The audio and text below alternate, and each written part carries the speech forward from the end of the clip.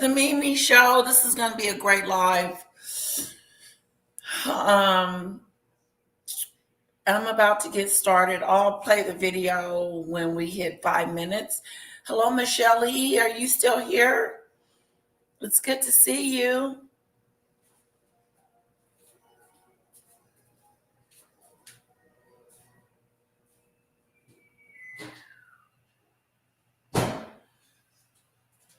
Just a sec. I'm making a little bit of pancake.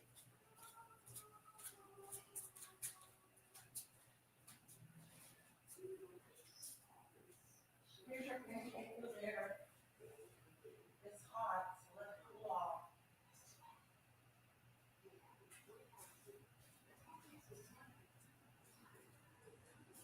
It's cold. It's chilly. It's cold. Hello, Cece. Hello, Lisa B. Hello, Casey. Welcome for the first time. Hello, Polo. Hello, Demon Dictator. Welcome. It's so good to see everyone. Welcome to the Mimi Show. Okay, I'm going to turn on my camera. Okay. No, I don't have on any makeup today. I'm plain Jane. And it is what it is. Okay. We have a newcomer. Let's welcome Casey to our chat, everyone. She comes from Kamora's house. So we welcome you. Welcome, welcome, welcome, welcome, welcome. Yeah, no makeup today, but lip gloss. My mom says, always have your lip gloss. Have something on your lips. If you don't have anything else, have your lips together. We are having a date night on Friday.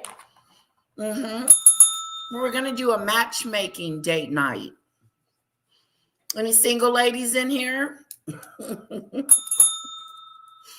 We have 4 single men,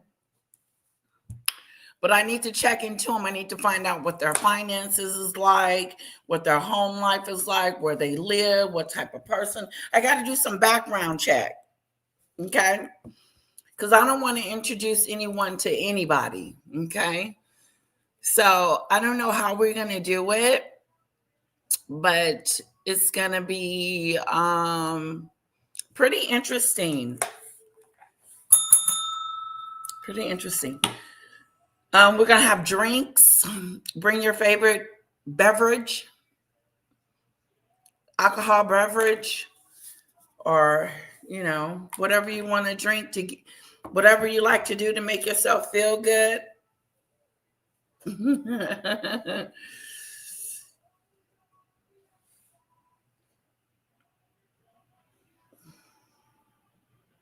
Oh, Lisa says she's single, but she a pass. Be picky, Lisa. You can be picky. It's just a fun little game. Because everybody lives everywhere. You really can't meet anybody online. It's not really a let's meet each other in person online. It's really just, you know, a game.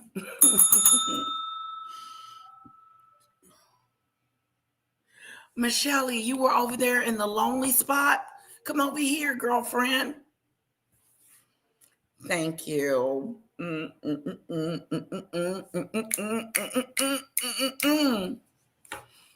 sounds like everybody's having a great day, and I am so glad about that. Okay, so word on the curb. Let me pull it up. Word on the curb is that the war is getting intense.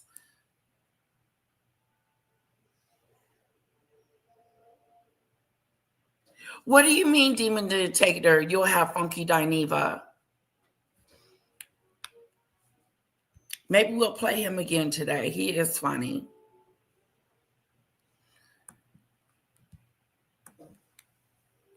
All right.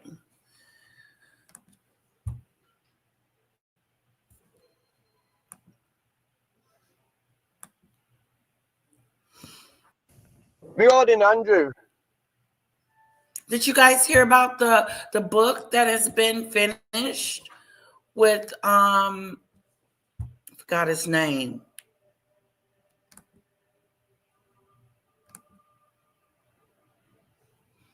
Okay, here it is. Trumps get confronted by grieving family in war.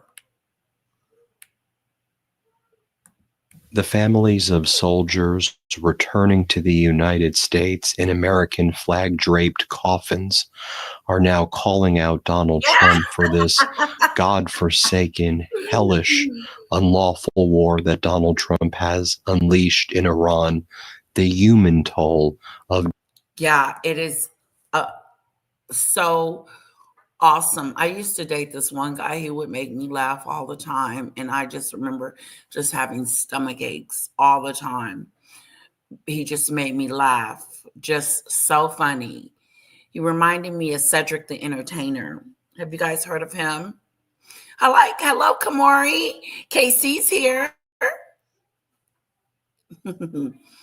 So this video is going to be talking about mothers that have lost their kids or lost someone in this war. Okay? And it's very, very sad. And they're confronting Donald Trump about it since he wants to call the war fun and Lindsey Graham called it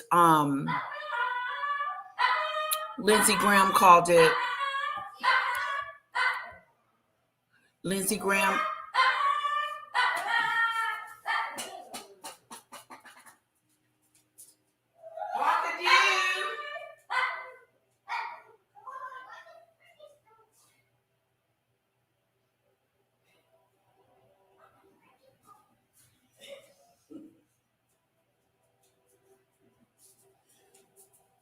Rock-a-doodle. I gotta take him out just a sec.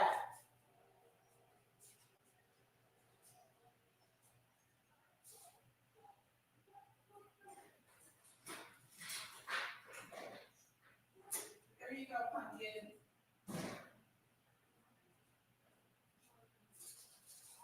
Sorry, guys, I had to let Rocky out the back door so he can go potty-waddy.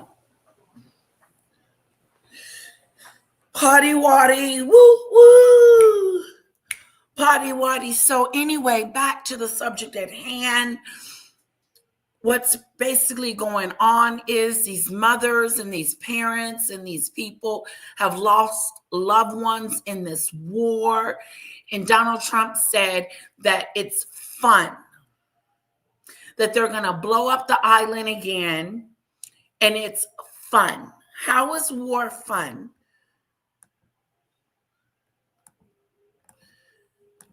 Donald Trump's criminality is being felt here in the United States. His criminality. He's a criminal.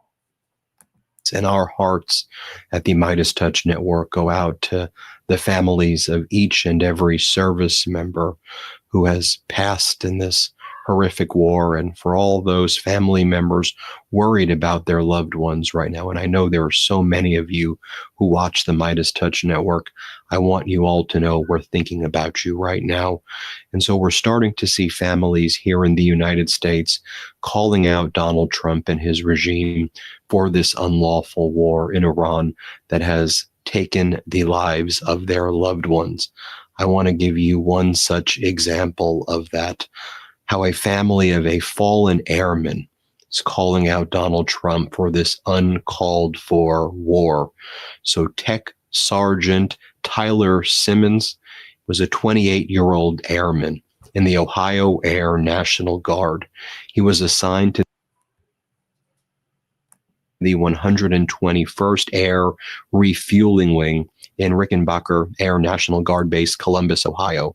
He served as a boom operator. His special skill enabled him to reach one of the highest levels of being a boom operator for that KC-135 Stratotanker. That's the military aerial refueling aircraft. As you recall, on March 12, 2026, the KC-135 was involved in a crash. According to the Trump regime and CENTCOM, They lie about everything, but their story is that there was neither friendly fire nor was there hostile fire, but that there was an incident in the air with 2 KC-135s involved in a maneuver that led to 1 KC-135 being damaged and 1 KC-135 crashing, resulting in the deaths of 6 U.S. Air Force members.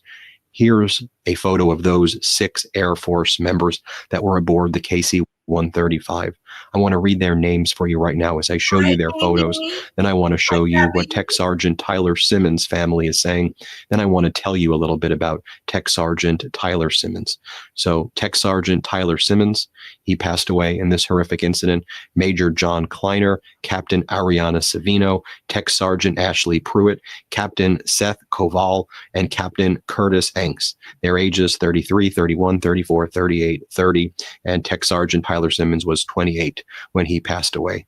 Now I want to show you what his mom, his grandma, his cousins are saying. Watch as the family of Tyler Simmons called out Trump for this unlawful, unnecessary war. They say this could have been prevented. We didn't need to be in war. This is uncalled for. And families are suffering now because of Donald Trump and his despicable regime. Watch what they said. Let's play this clip. Simmons' family is making a plea, calling on the United States to stop the war with Iran. This could have been prevented. We didn't need to be in this war. You know, this is uncalled for. And this is what we get. Families are suffering right now. Not only our family, but there are other families that's lost loved ones. And just to create a war because you want to create a war, it's not right. It is not right. More from Tyler Simmons' family as well. I'm going to give you some more background on Tyler in just a moment. Just because you want to create a war to take someone's resources and then lie about why you're going to war is a shame. I will go check on that, Debbie, but I doubt the Iranians is happy that the USA is there. That makes no sense to me. But as I noted, he's from Columbus, and he's one of 3 Ohio Air National Guards member who died. Of the 6, 3 were from Ohio. I want you to watch what his mom says and his grandma say that Tyler told him just the day before he passed. This is what they told. This is what he told them on Wednesday. Here, play this clip. He called me on Wednesday, and we were able to talk to him on Wednesday. I was over here, and we actually had beautiful conversation. I was like, "Well, Tyler, how are you?" He said, "I'm good. I'm good. I'm good." But mother knows he was having some challenges. You know, he told me they had been shot at, but he was okay. Tyler was just a fantastic, amazing man. Wow. He really, really was. He was a man who loved his job. He loved the people that he worked Cover with. up of the war. He loved his family. He just wanted to do amazing things because he's an amazing man. They say Tyler's legacy is clear. A young man from Columbus who dreamed of serving his country, lifting others, and making an impact in the world. In just 28 years, his family says he did exactly that. More right here, how the family is mourning this incredible airman who died over Western Iraq as part of Donald Trump's unlawful war. Let's play this clip right here. The man who still loved adult night at Skate Zone and lit up the room with his personality and had his mother's dimples is gone. You know, he had $1 million smile. When people see this, see my cousin, they're going to be like, that smile was going to take him places, and it took him to his dream job. But as they gather to watch video of Tyler working that dream job, love and pride is now overshadowed by unimaginable grief. Tyler's gone. Oh, help me, Jesus. Yeah, horrific. And our heart goes out to their family. Here's a photo right here of Simmons. A family member of Simmons wrote on Facebook, "This loss has been heavy, not just for our family, but for..." The pain is real. But Donald Trump said that this war was fun. Let's bomb them and it's going to be fun. People are passing away, being unalived over this senseless, mindless war. There is no reason for it. There is no reason for it. We have no reason being over there, no reason at all. And Debbie, I know you want to flip the side and make it seem like this is a war that Iran wants. That's not true. And I went on that page and I couldn't find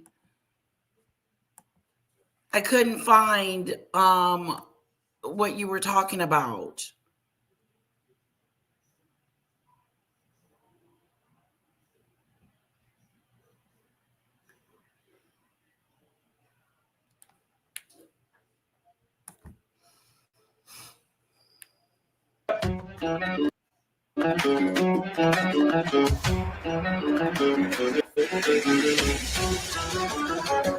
Trump bombing some nuclear facilities in occupied Iran? And the answer isn't necessarily what you would think. But when you understand the context of Iran and where it is today, then it makes a lot of sense. So what I'm going to do for you guys is I'm going to go a little bit back, because in order to properly understand Iranians and their reactions to things, you need to understand what exactly it is that Iranians are going through. And so that's some of the nuances that a lot of the so-called Middle East experts or even the journalists. What the hell do we have to do with what is going on with the Iranians? They're in a whole nother country. They have a whole new regime leader. They have a whole thing going on. And you cannot tell me that Donald Trump is over there trying to help out, that this is going to make it better for them. This is propaganda at its best. Let's go back and look at where they were. No, we're not saying that they got the best country in the world and their leaders are the best and they're happy. But we have no control over that. We have no control over the Iranian and what they're doing in their country. We need to be fixing our own backyard. We got issues here. Hello, Daisy. A little bit more of this. The reporters, they don't really know about it, or they don't really talk about it, or they gloss over it. And then that is what creates a lot of. Why do we have to go here and find out if the Iranians is happy? It should be on CNN, MSNBC, Fox News, and everywhere that these people are so excited about Donald Trump being over there bombing them. Does that make sense to anybody? Does that make sense that you would be happy that Donald Trump is bombing the school next door? Does that make sense to you? This is a whole bunch of propaganda BS. Let me just look and see what she's about real quick.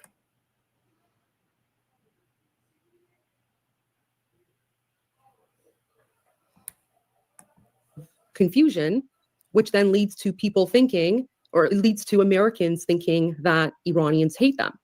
And that is the farthest thing from the truth. Oh, they love us. If you look at the picture here below, that is not AI. That is a real photo from the 1970s during the presidential visit of Richard Nixon to Iran. Thank you, Unusual AI, for the super sticker. Appreciate that. We're just getting started. It's going to be a great episode today.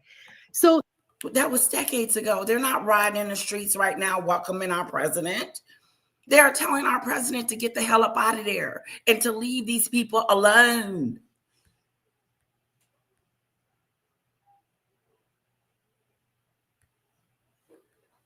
Oh, there you go. Hello, Lake Erie. It's good to see you. Hello, Adam. Welcome. Yeah, it's just a bunch of hocus pocus. A bunch of hocus pocus. This young man had to lose his life. His family is devastated. But the Iranis are happy, so everything is okay. They're not happy. These people are scared out of their wits. I wish we can talk to some real Iranis. For the many lives you touched and the love you left behind. Here's another photo of Tyler Simmons taken from the Air Force. Here's how he's described. An Ohio Air Force soldier has been named as one of the 6 U.S. service. I go with the majority, Debbie. That's what I believe. If I hear it 3 or 4 times, then I know that it's real. And you can say where I'm getting my news and where I'm getting my information. This gentleman seems to push out some good information. He hasn't lied to me yet. No, even when I turn it on Fox News, they're idiots. Let's blow them up. What is that about, Debbie? We can't find a news station here that's going to be objective. Oh, snap. You ate your pancake? I'll make another one.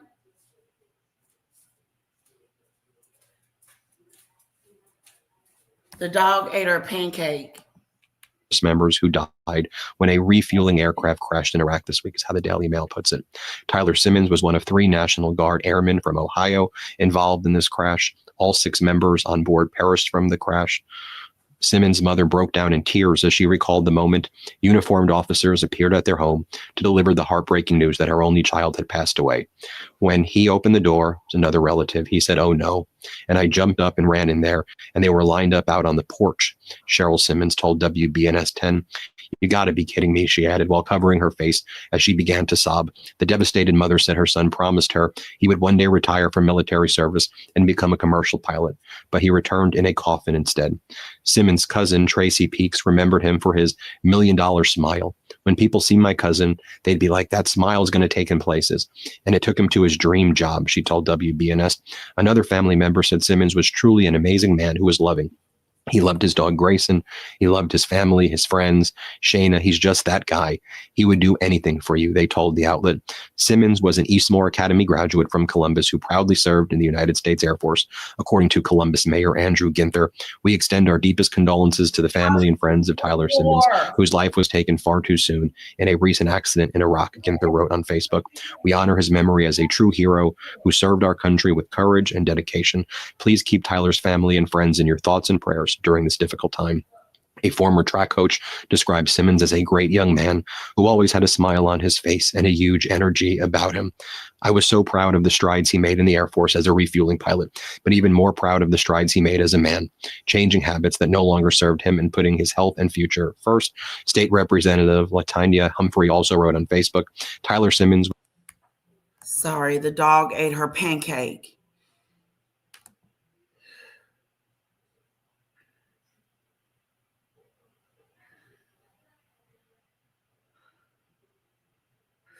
Show me one person in Iran that is celebrating this war.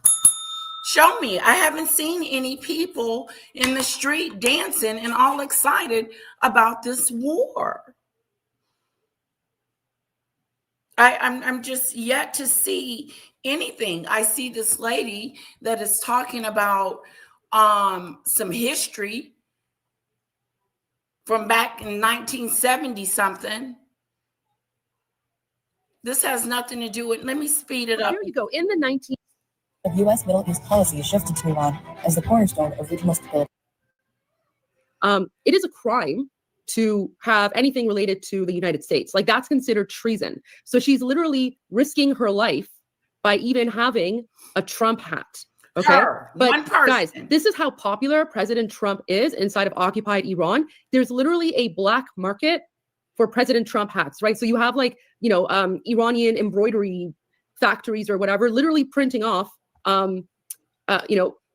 copies of like President Trump hats that they see online, and Iranians are buying them. Iranians are literally buying like MAGA Trump hats. You got one lady with a hat, and all of a sudden the Iranis is for Trump. It doesn't make sense to me. Thank you for putting Kamora's link in the chat, and we're having date night on Friday, guys. That's interesting, Demon Dictator, that you lived in Israel. But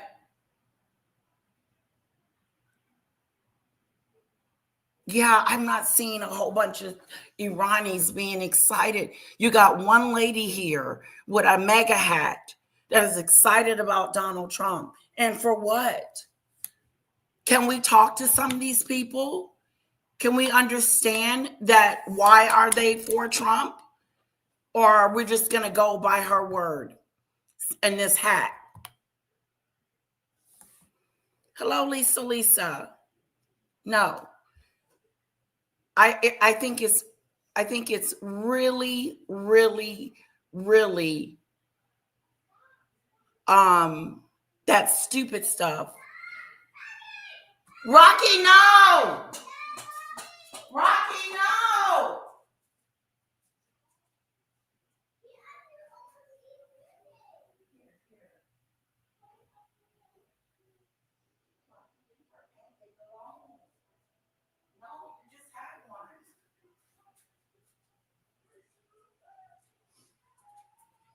Okay, I have to get Rocky. He was going after her other pancake. He already had a pancake. Yeah, I'm not for the propaganda. I believe this is a whole bunch of propaganda that they will be excited. And if they are, they're silly. Because they are the ones that's dying. They are the ones that's collateral damage. They are the ones that's being beat down and their resources taken away. Wait till their gas prices go up. Wait till their food prices go up. Wait till they can't afford nothing. Then are they going to be celebrating him then? I just don't see the celebration situation. It just sounds really weird. You're going to bomb me, but I'm going to celebrate you for bombing me, my home. Oh, okay, that makes sense. And then when you get in there and take all the resources and they become poorer than what they already are, then what? When they become poorer than they already are, then what?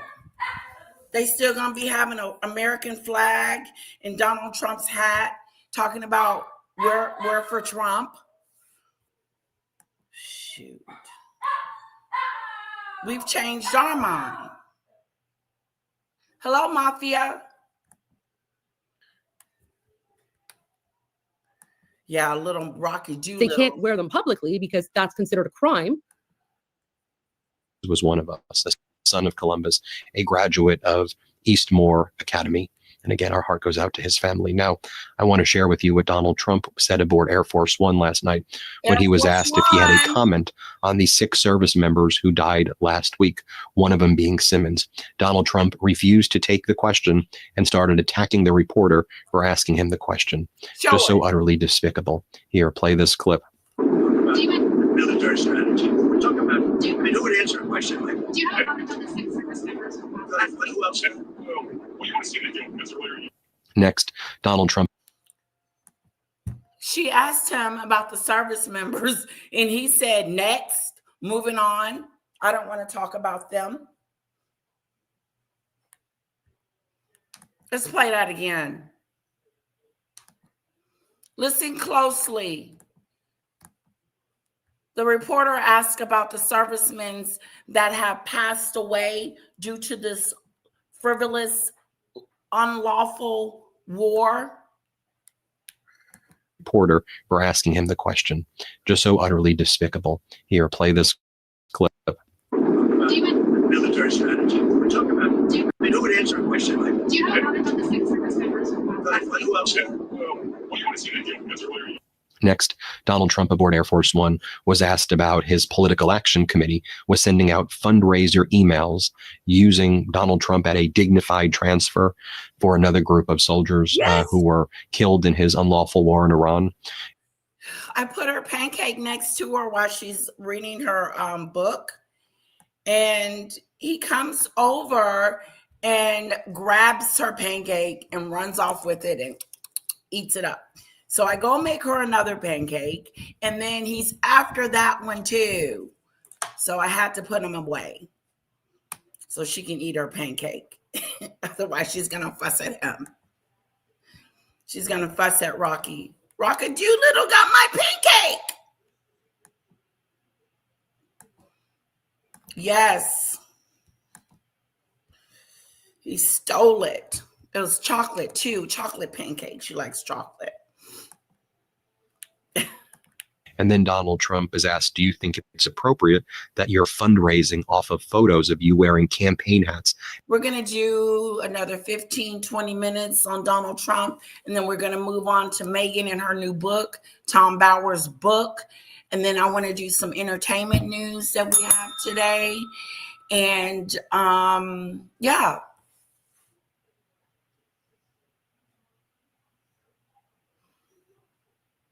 Show me a picture, Debbie, of them taken to the streets. It makes no sense. I'm bombing you, but I'm in the street. Yay! Keep bombing me. Yay! Keep bombing us. Yay! Come kick butt, Donald Trump. We want you. We need you here. For hell on earth.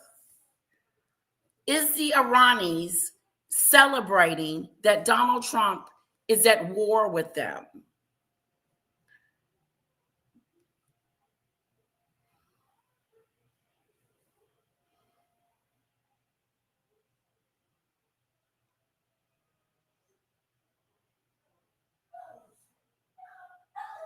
Okay, the left supports.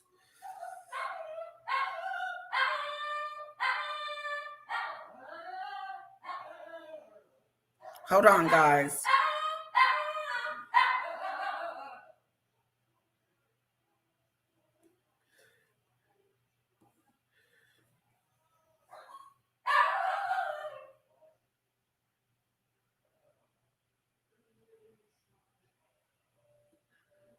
Okay, I found something that says, Iranis, I hate Trump, but I support his war. Why some Iranians celebrate this conflict. I'm going to save it and we will watch some of this. But do I care? No. Do I care that the Iranians are celebrating Donald Trump to be there? No. I think it's a bunch of hogwash. I think there's something wrong with them. I think that they don't know. They're uninformed. And you know what? These people probably just hate their government, their regime. But they don't. Why would you trade one for the other?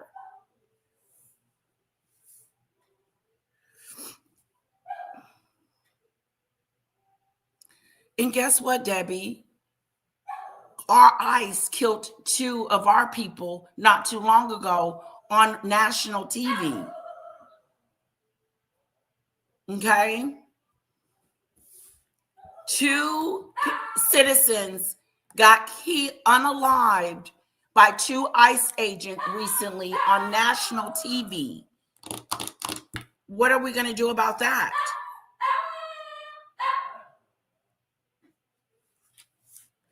And what in the world do we have to do with these people? Why are we in their Kool-Aid? We should be in our own Kool-Aid. Dennis says, thank God for Donald Trump. No, they're little chocolate chips. It's not like a big chocolate pancake. No, he can't have chocolate. But every now and then he'll steal a pancake and it has a little chocolate in there. That is right, Lisa.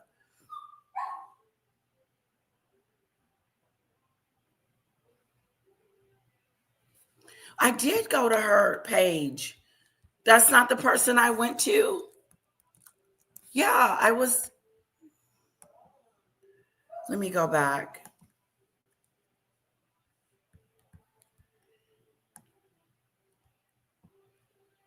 I'm right here, Debbie. Now where?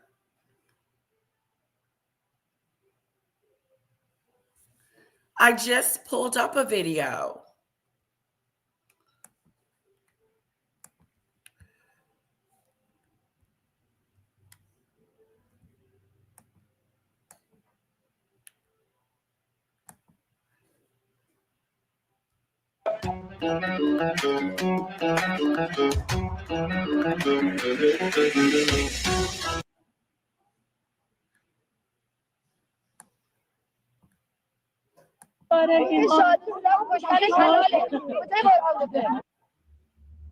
Across Iran, ordinary people took to the streets in peaceful protest. Millions of citizens, more than 400 cities. Their demands clear: dignity, justice, freedom. The response from the regime was absolute brutality. Security forces opened protesters. Tens of thousands of innocent men, women, and children were killed on the streets. But the killing machine did not stop. I don't want to see them slaughter their people. I thought you were, what are you trying to show me? Yeah, 2 on TV. Actually, it was 4. Rockadoo. Rockadoo, little.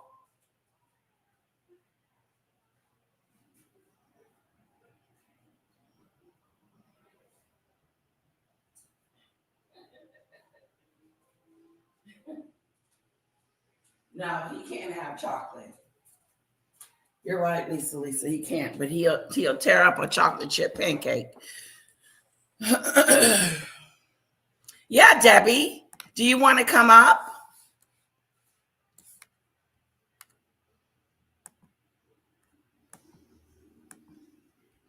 You don't have to show your face.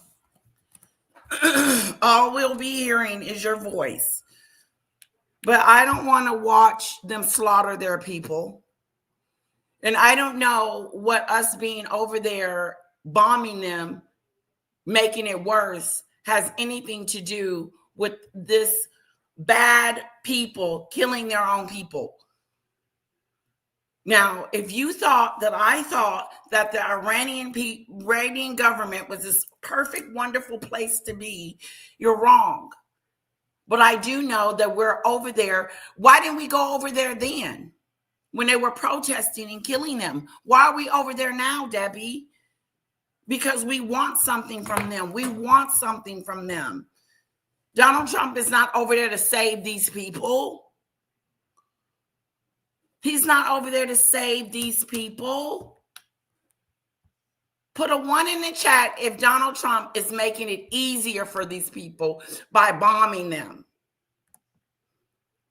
Is Donald Trump making this situation better or worse? How is he helping these people when he needs to help us? How?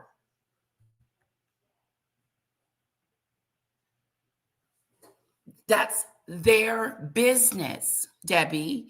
And now what? Donald Trump is going to go over there and give them a whole new regime? Come on, I'm yet to hear you say that. I'm yet to hear you say why this war is good for the Iranian people. Just because some of them, and not all, some are out there with a MAGA hat talking about they love Trump, doesn't mean the country wants this.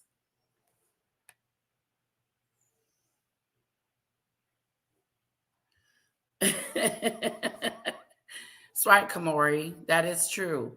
But how is Donald Trump making their lives better? How is Donald Trump making these people's lives better?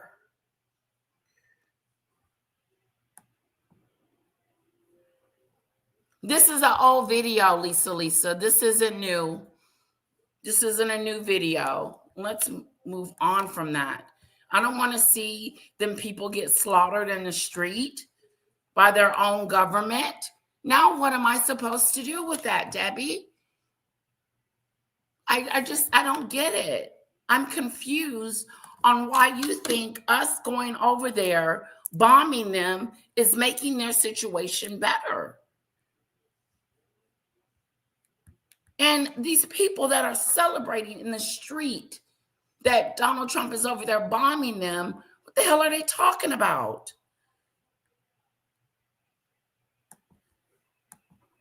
Because what was in the planning? Distraction, distraction, distraction. It's worse. This war is costing us $1 billion a day. Oil prices are going up, and our servicemen are being unalived. Casualties of war. But all's good here, nothing to see. All is good. They can have them. Y'all can At the have dignified transfer in Dover, Delaware, when our soldiers are returning in American flag draped caskets, you're raising. If he cares so much, which I know he doesn't, Donald Trump cares so much about the Iranian people. Why is he not talking about them, Debbie? Why is he not talking about the Iranian people and saying that he's over there to help him? Why is he saying it's fun to bomb their islands and bomb them? He said it the other day. He said, this is fun. He said, we're not quite there yet, but we need to bomb them one more good time, and it's going to be fun. And then you had Lindsey Graham, this is the president of the United States, saying that it is going to be fun to blow up them. Let me say that again. All Donald Trump has been saying is that the Iranian people are our enemies. And we want to blow them up. But they're over there celebrating. Hello? Hello? Hello?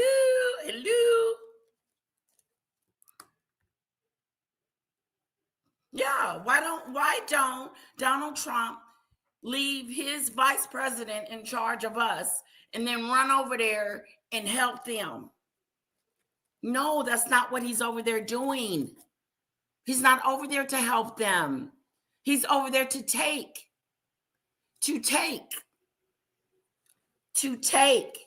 Donald Trump is a taker, not a giver.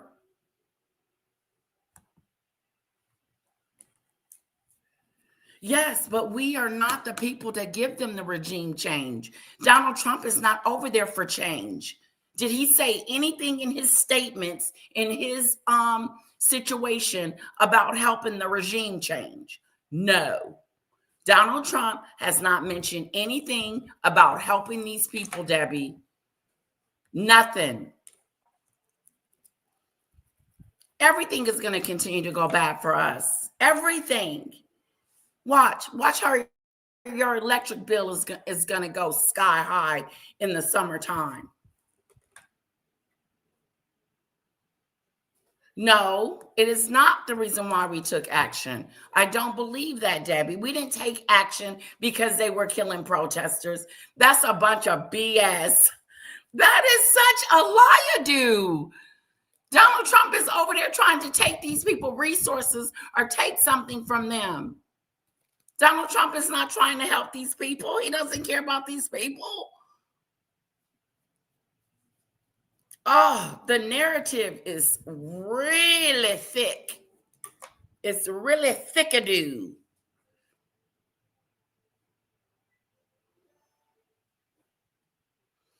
Hello, Paul.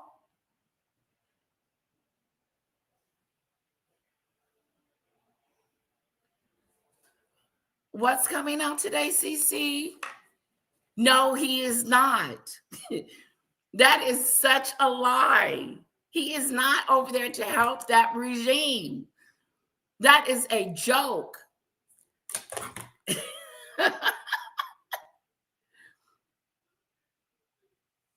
And if he was supposed to be over there to help the regime and change their democracy, yeah.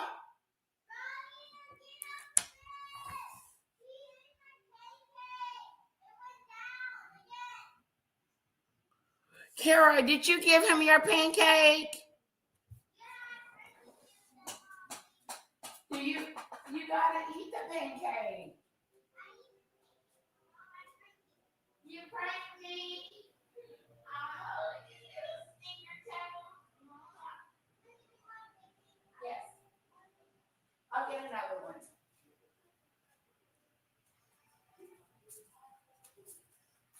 Okay, so I go in there, right? I go in there because she says Rocky had ate the second pancake. And I said, don't give it Rocky the pancake. And she said, Mommy, I pranked you. I didn't give him my pancake. I want another one. Okay,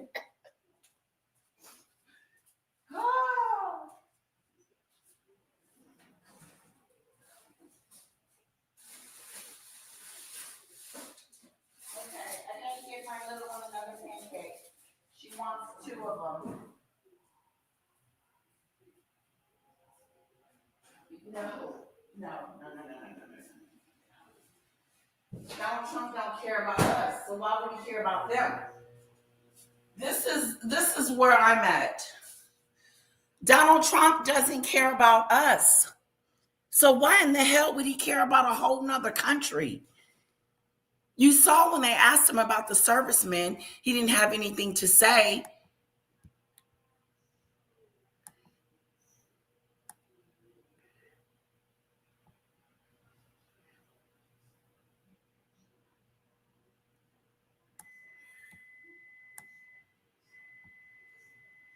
I know, she's so cute. I pranked you, Mommy.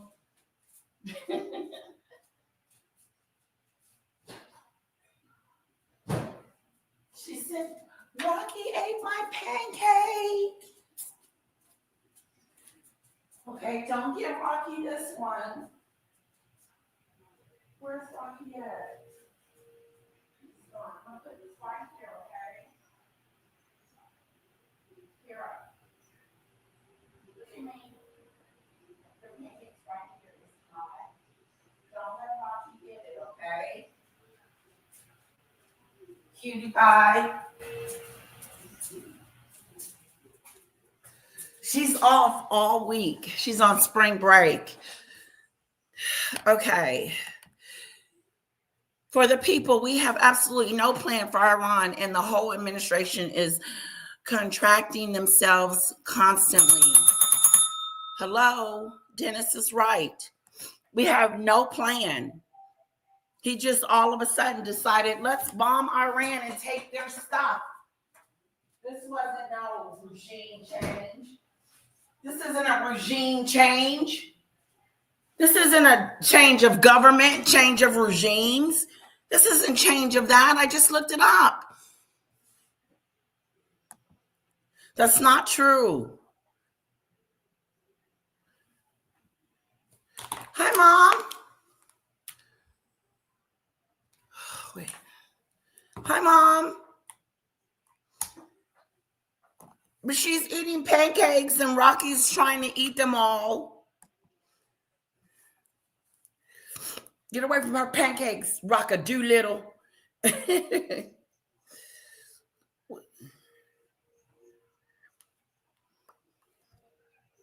Well, I was going to have her come on Friday morning. How about that?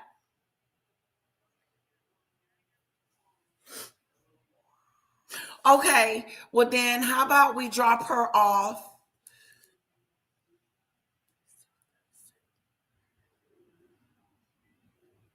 How about I drop her off Tuesday and then Eric pick her up Friday after he gets off work?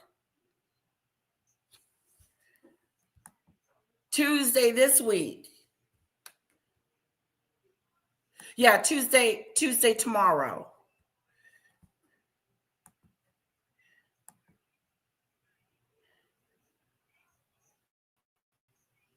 She did. She said, Mama, I want to go to Mama's.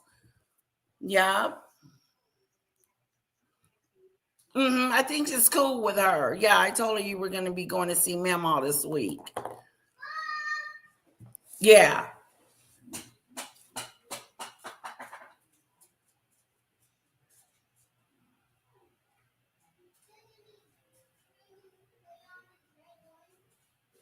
Okay, Kira, you gotta go over Mama's on Tuesday, okay? Yeah, I'll pack her bag tonight.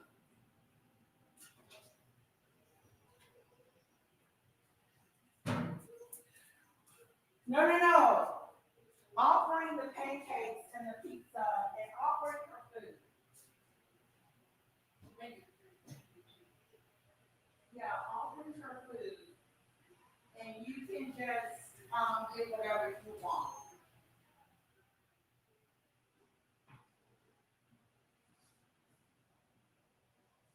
Okay. Yeah, she likes chocolate cake.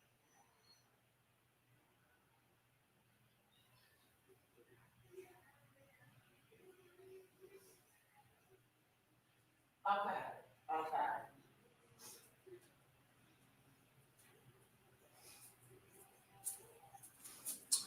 No, she doesn't drink a lot of soda anymore. We stopped buying it and giving it to her. Yeah. Okay. I think she just likes the milk. Yeah, she just liked the milk. So I'll bring. You gonna get some milk? I can get the milk, and that way it'll be already here and chilling before she get here. Okay, yeah, you get the milk. That'll be better. Yeah. Right. Okay. Instead of y'all toting milk down the highway, I can get the milk. So I get the milk today, and then I go to Walmart and get her some little stuff. Okay, yeah, but I'll bring her pancakes and her muffins and pizza that she eats, so you don't have to worry about that. Okay. Well, and then I got to rehearse Wednesday. So what I do, she can just go to play rehearsal with me. Oh, okay. For the for another play. We got that going. Okay. So she can. We got to rehearse tomorrow, Wednesday, so she can just go there with me. She'll be Yeah. fine.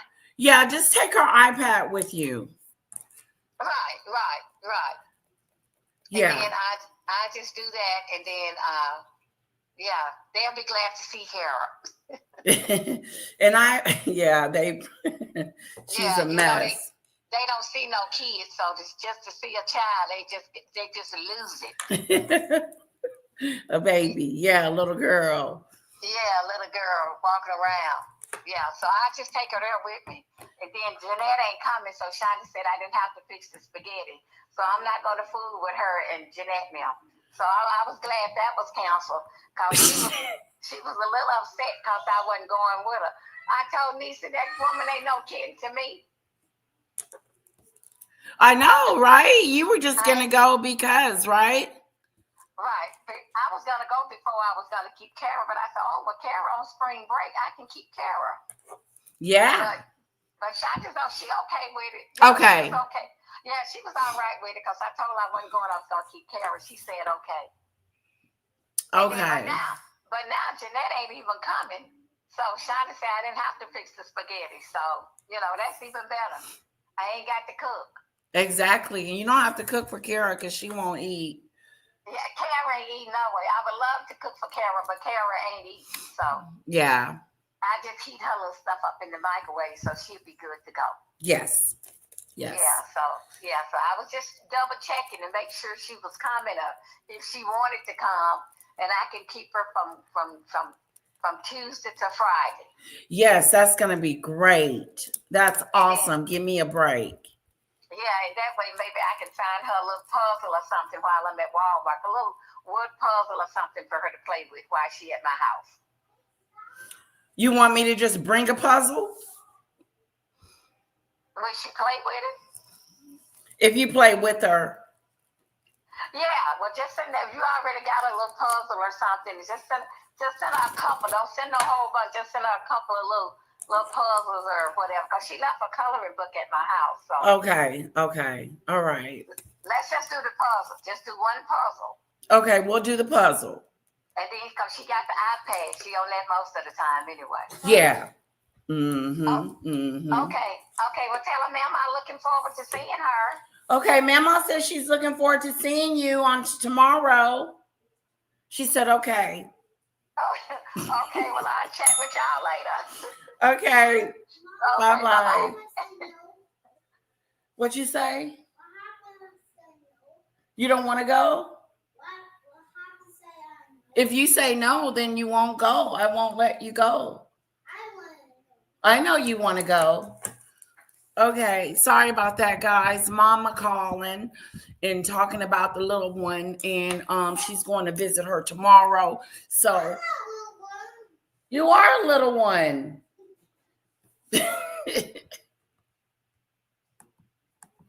Money off that image as you're wearing campaign hats at the dignified transfer. Do you think that's okay? And Trump says, I do think it's appropriate. I didn't see it, referring to, I guess he didn't see the email that he sent, but he says it is appropriate. Then he starts attacking the reporter at ABC and says, who are you with? Oh, you're ABC. Here, play this clip.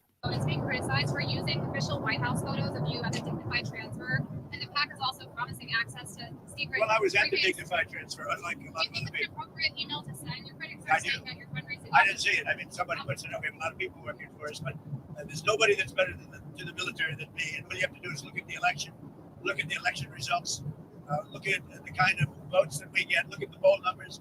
There's nobody that's ever been higher as a president than me with the military. Can you give us comment on the six Who are you with? Who are you with? ABC News. One of the worst kind of votes that we get. Look at it's better to the military than me. And what you Photos of you at the dignified transfer, and the PAC is also promising access to secret. Well, I was at the dignified transfer, unlike a lot of other Do you think it's an people. appropriate email to send? Your critics I are do. saying that your fundraising. I didn't see it. I mean, somebody puts it up. We have a lot of people working for us, but there's nobody that's better to the military than me. And what you have to do is look at the election results, look at the kind of votes that we get, look at the poll numbers. There's nobody that's ever been higher as a president than me with the military. Can you give us comment on the six Who are you? He's the best president and the highest something for the military that he has. He's the best president of all times. That's a bunch of whoppa doolittle. Okay? You are not the best president that we've ever had. You're the worst. ABC News. One of the worst. You want another one? Corrupt, you know what ABC News? I think it's maybe the most corrupt news organizations on the planet. I think they're terrible. Okay, I don't want to vote from ABC. Right here. What's this? He said he don't want to answer any more questions from ABC News. He said that they're corrupt.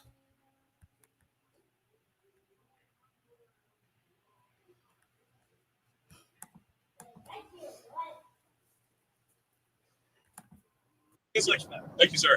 What's Israel doing to help?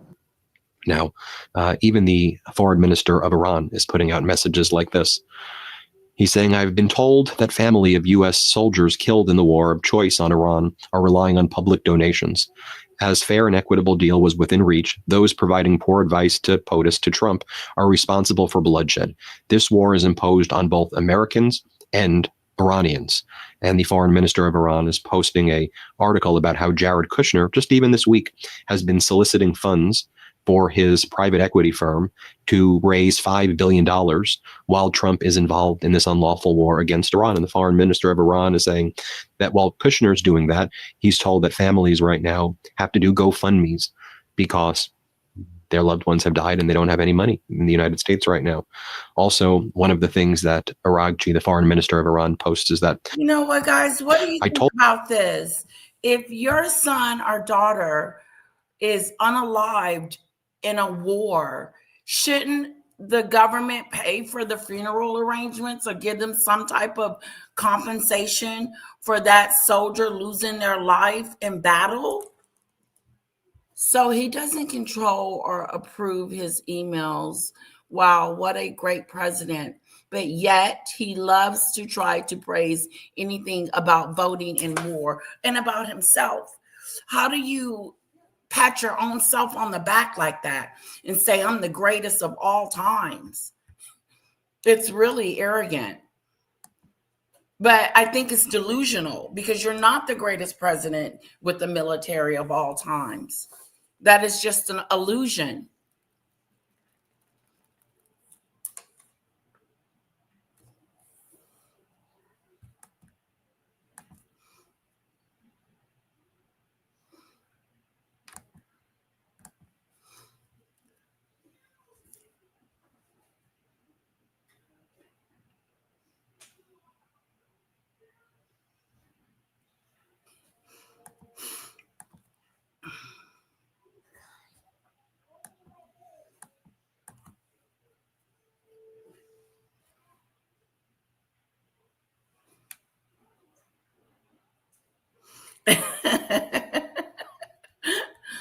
Yeah, he does got some missing screws up there. They should, Maureen. They should cover the cost of funerals. At least give them $20,000 to $30,000 to bury their loved ones. They died in your care.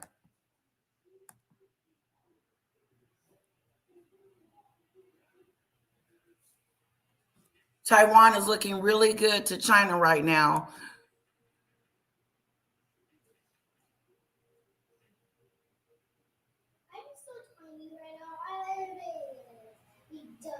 Oh, okay, Cece. So they do give some type of money to those that were serving. They are military benefits paid to beneficiaries of the falling. Okay, well that's good to know. That's good to know. Let's see what else. And Told this to CBS. on. Iran has neither sought a truce nor were not involved in talks. Such claims by Trump are delusional. Our powerful armed forces will keep firing until Trump realizes that the illegal war he's imposing on both Americans and Iranians is wrong and must never be repeated. Victims must also be compensated. Here's what a veteran, Pete Buttigieg, by the way, we've had him a lot on the Midas Touch Network, but he was on CNN, and here he talks about Trump raising money for his political operations off of the dignified transfer photos while Trump's wearing a campaign hat. I mean, how grotesque is that? Seriously, what a sicko. Here, play this clip. Ago. And let's also remember that in the past, Iran's nuclear program was contained without a shot being fired. I think President Trump thought he could get a better deal than the Obama administration did. He failed to get that better deal. And he went off and launched a war without planning, without being ready for even some of the most basic things. I mean, it is a certainty that the military would have advised him that the Straits of Hormuz would have been closed, that was a likely scenario. And yet they're talking about this and clearly acting as though they didn't think this would happen. The Secretary Hegseth went so far as to say that the Strait of Hormuz is open, other than the fact that there would be fire against vehicles transiting the strait. This is clearly amateur hour at the Pentagon and in the White House. And again, the price is being paid by all of us. You can also just tell from the administration's attitude toward this war, the fact that they're putting out videos treating this like a video game. It's not a video game for the families of the fallen. And then just this week, we saw campaign fundraising materials being put out, emails where the president's committee, the president's political operation, was raising money off of images of him in a dignified transfer. Any politician who does that has no business leading American troops in the war. If the president is willing to raise campaign funds over the bodies of America's war dead, he is unfit to be the commander-in-chief. More from Pete Buttigieg right here, saying that, what's interesting is that Iraq was sold to us on a false pretense. Iran hasn't even been sold on any pretense. We have literally no clue why we're there right now. Here, play this. Still part of that generation of soldier. What's your take? What I'm worried about is not the soldiers and the people who are serving. What I'm worried about is their political leadership, like Pete Hegseth and Donald Trump. We lived through a war that was sold to us on false pretenses when I was younger. This war has not been sold on any pretense. The president just went ahead and did it. Here's the biggest thing that has not changed since the war in Afghanistan or the war in Iraq. The biggest thing that has not changed is who pays the price. We have now seen 13 American service members killed. And when you prepare to go to war, the thing you think about, the thing you most dread, is your family being the ones to get that knock on the door. More than a dozen American families have now gotten that knock on the door, and the president has basically assured us that there will be more where that came from.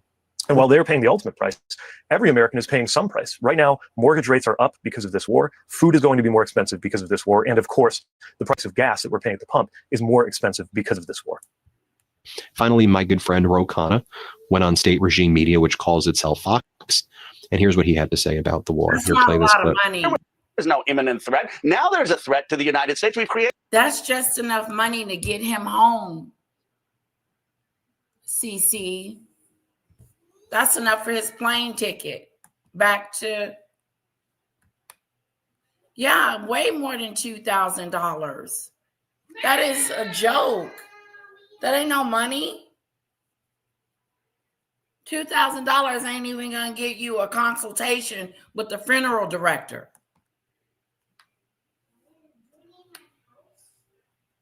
Who's that? The one that was just talking?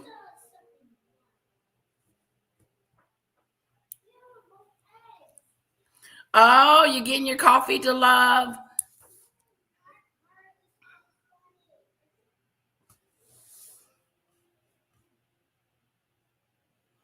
That's right, Michelle E. Hello, Earl. Good to see you.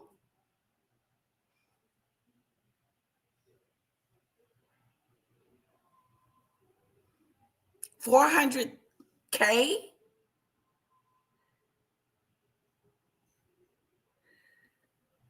$400K. $400,000.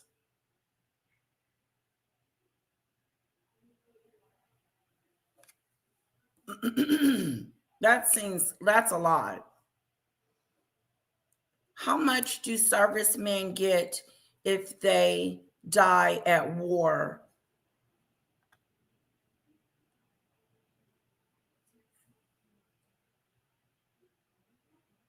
It says service members who die in active duty or doing authorized training receives $100,000 tax-free death gratuity payment. Additionally, families may receive up to $500,000 in service member group life insurance if fully covered.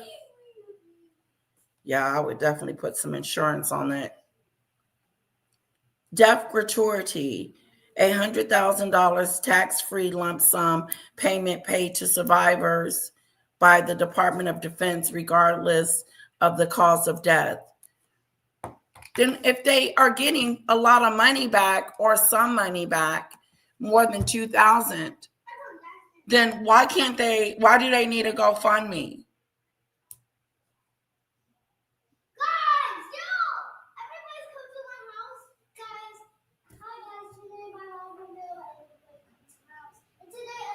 Oh, they have to pay for their insurance.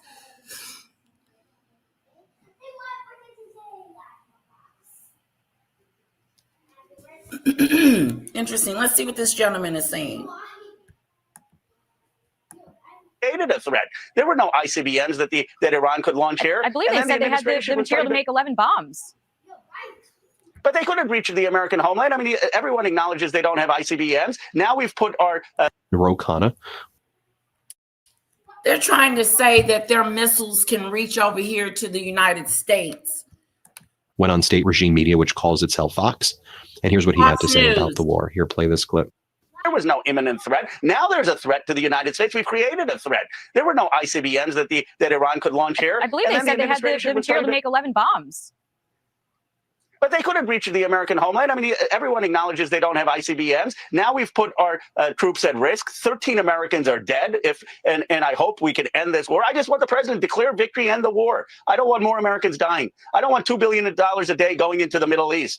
We were dragged into this war in a way that isn't helping the American people. People, you know what they talk about in my district around the country? How are my kids going to get jobs? How am I going to focus on getting health care? How can I afford child care? Why are grocery prices too high? That's what people are concerned about. They don't want to spend $2 billion a day fighting a war. Hello. If Donald Trump cares about the people, then he would do things based for the people, not based on what he wants and what he thinks is best, but what's best for the people. Like removing Medicaid, removing SNAP, and removing all the benefits that people need that are single parents. And then this war is costing us taxpayers. Okay, gas prices could go up to $200 a barrel, they said, which would make our gas prices $10 to $15 to fill up our tanks. I mean, it's $15 a gallon. You would like to ask the family why? What do you mean? Did I say I would like to ask the family something?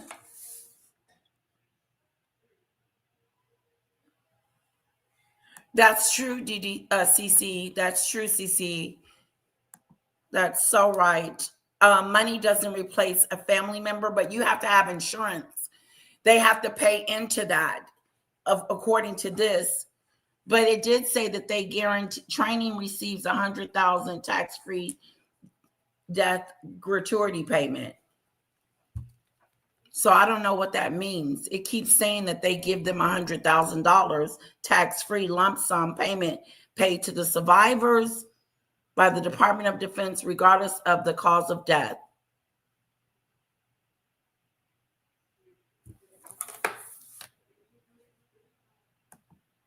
It is sad. Hello, Diddy Dop. Hello.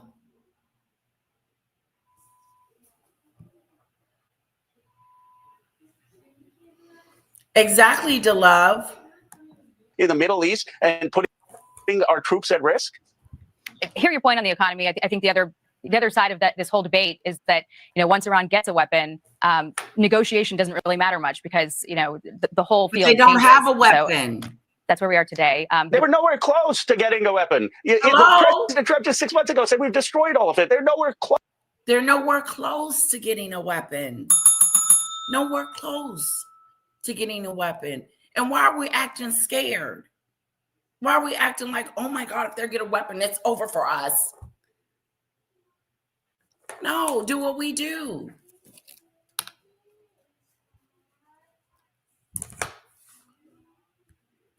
That's a weak move. That was a weak move to, it was a weak move to go over there and stop bombing them because we think, or they could, or might be about to create a bomb. It was nothing about the regime change or trying to help these people.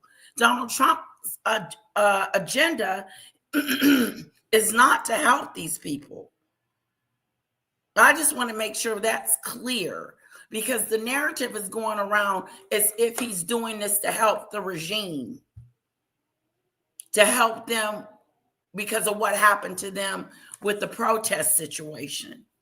No, Donald Trump hasn't even mentioned anything about the people. He said he wants to blow them up.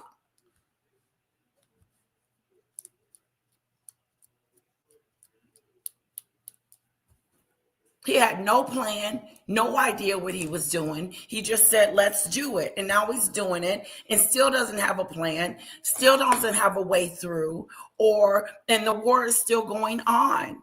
Is it going to get worse? Hashtag stop the lies. Hashtag stop the lies. Okay? Close to getting a nuclear weapon or getting that enrichment. And we could have continued with tough sanctions and deployment. Is that, once Iran gets a weapon, negotiation. He said we could have continued with sanctions and different things like that to have Iranians apply to what we need them to apply to. But no, we decided we were going to bomb them. Doesn't really matter much because, the whole field changes. So that's where we are today. They were nowhere close to getting a weapon. President Trump just 6 months ago said we've destroyed all of it. They're nowhere close to getting a nuclear weapon or getting that enrichment. And we could have continued with tough sanctions and diplomacy to make sure that they did not enrich. But what happened? Netanyahu said he was striking. Rubio said, Netanyahu said, I'm striking. I guess we got to go.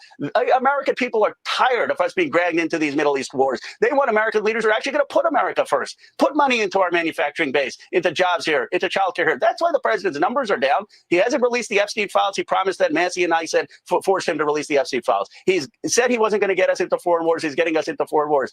I just hope he stops with what he's doing and remembers what he ran on in 2016 and 2020 and 2024. Congressman, I'm sorry we're out of time because there's a lot that the other side would point to with the data points you just said, including that they had material to build bombs and.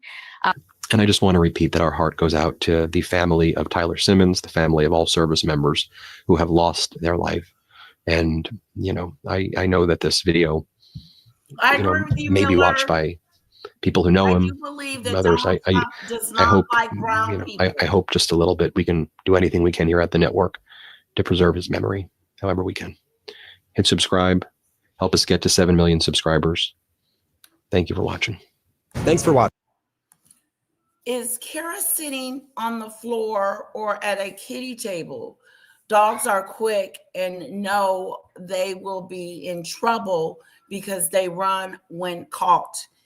In Kara's case, Rocky wants and is going to get because it's in his reach. She has this little Mickey Mouse table. This little Mickey Mouse table. And I put the pancake on the table, and he just kind of snuck up there and took the pancake down. He only stole one, but he was trying to get the other one. So I had to put him in the room for a minute while she eats, because he was trying to take her pancake and she wasn't happy. You want another pancake? Okay.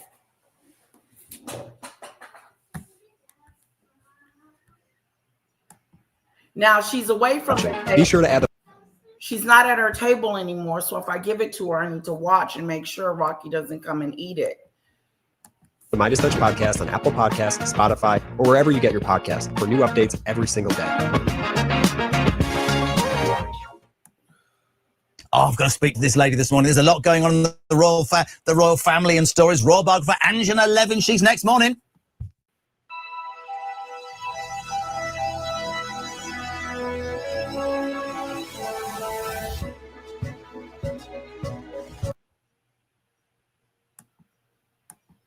Prophecy. Now, one commander told officers at a briefing last week that Trump was anointed by Jesus to light the signal fire in Iran to cause Armageddon and mark his return to Earth.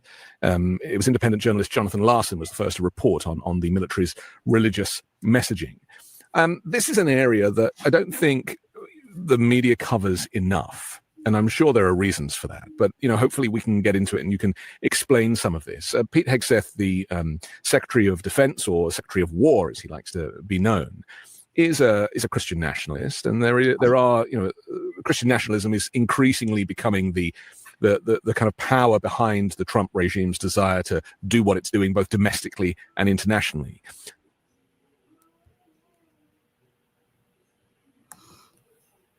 Hey, everybody. I'm Allison Gill. Welcome to the Breakdown.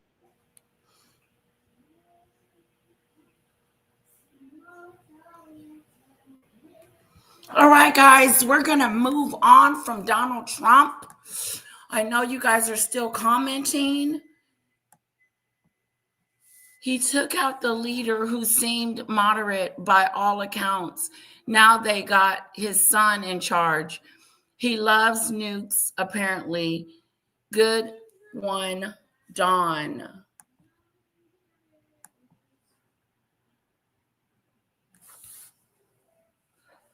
Exactly. You plan.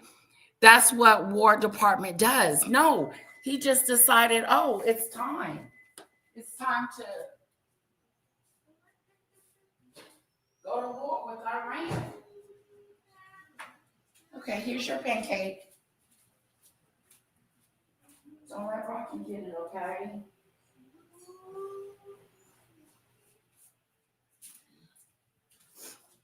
Okay, now she's on the steps, so it's in reach. She's not at her table anymore. I agree with you, Cece. Blessings to you too, media.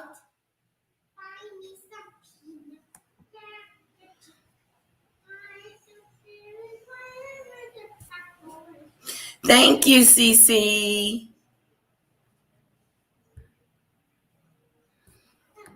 Yeah, they don't know how not to lie. She gonna turn into a pancake. She is. She eats them every day for lunch. I make them for her lunch every day.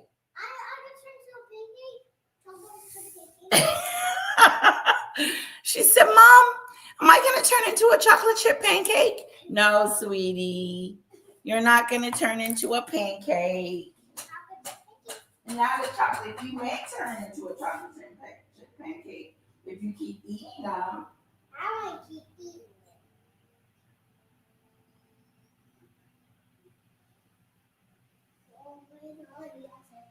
it. Here's Mommy's situation.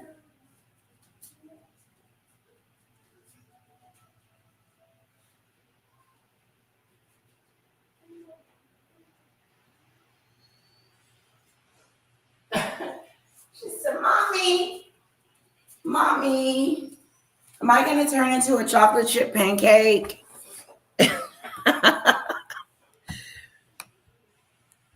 Is the judge here? What judge? Haven't seen Judge Shady Court in a while. Oh. Okay, guys, we're moving on to Megadu.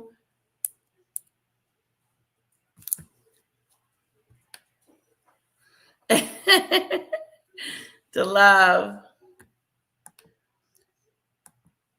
Here come Rocky, Kara.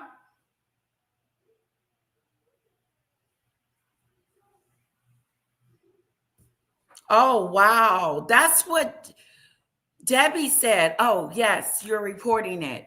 Okay, because you said that yesterday too, Debbie. Thanks for the update. Hi, Lucky.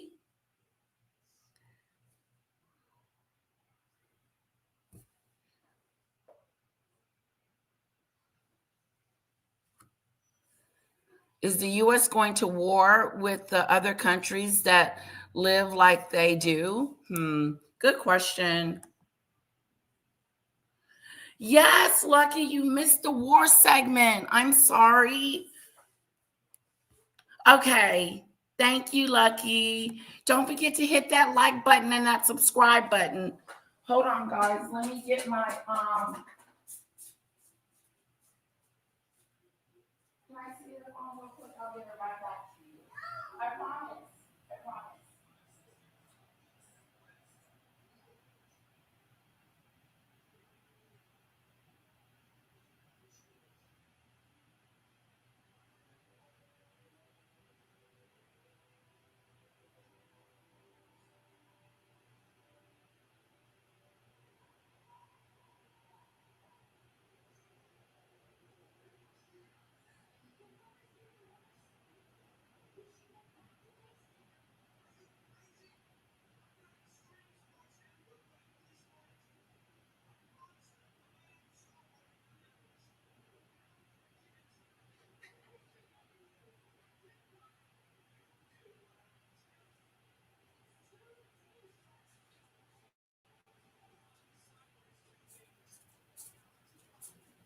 Yeah, she does. She eats pancakes every day. She's very, very picky. She only eats certain food. Yeah, chocolate isn't good for dogs. It's not a lot of chocolate in the pancake. They're like little minuscule chocolate chips. It's not going to hurt Rockadoodle. He'll be okay.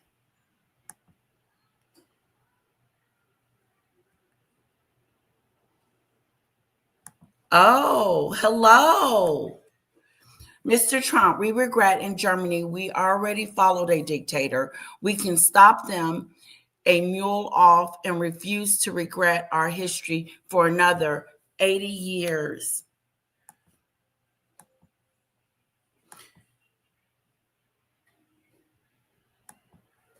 That's fine. I have lived behind the Berlin Wall during the Cold War. My father and brother were there during the first Iran War. The Salava. So sorry. I can pronounce the name. I know what it says. I just can't say it. Yugoslavia War, Second Iraq War. My best friend was Jay in Afghanistan. We're in Europe.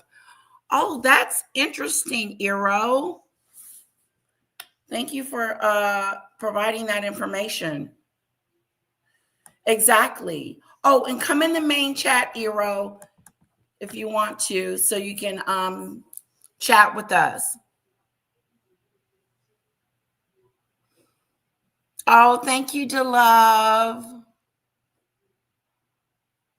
See you soon, DeLove. Have a wonderful day at work. No, I do not know who that is.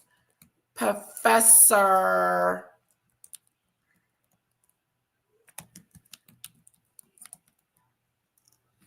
Let's look him up real quick. Normally, okay, guys.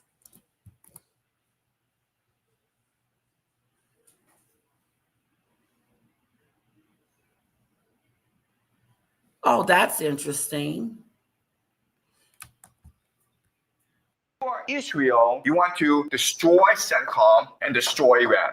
Then you are the sole hegemon in the Middle East. Also destroy the GCC. Once Saudi Arabia is destroyed, all its resources belong to you. And this creates something called the Greater Israel Project. But as you can see, even though the United States and Israel are allies, their ultimate strategy is different. Their objectives are different. In fact, they're in conflict. Israel, Saudi Arabia, and Iran all want to destroy the United States by forcing the United States into a long ground war. Therefore, if you're Israel, you don't want to use nukes because nukes would end the war too quickly. You want to drag this war out as long as possible. And then you're like, well, why doesn't the United States use nuclear weapons? And the answer is already told you, the escalation ladder. It needs to justify itself to the people. If you are Israel, you want to destroy CENTCOM and destroy Iran. Interesting, gentlemen. We'll keep him in our repertoire, okay? We will keep him in our repertoire. Let's see.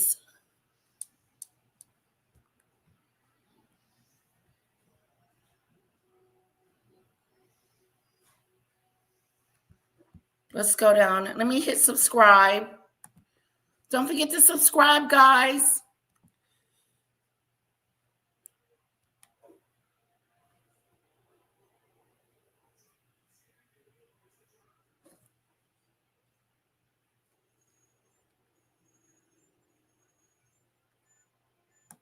Let's look at this.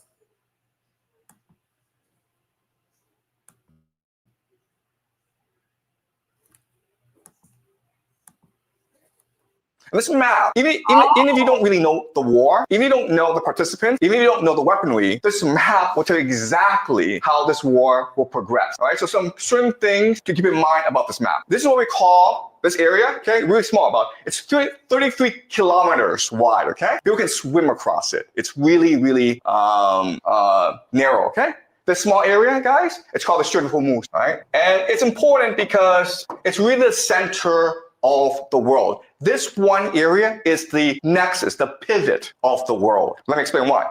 First of all, from the GCC, you have 20% of all the world's oil flowing through this narrow strait. Where does it go, guys? It goes to Asia, India, Pakistan, South Korea, China, Japan. India depends on 60% of its oil from this area. China depends on 40%.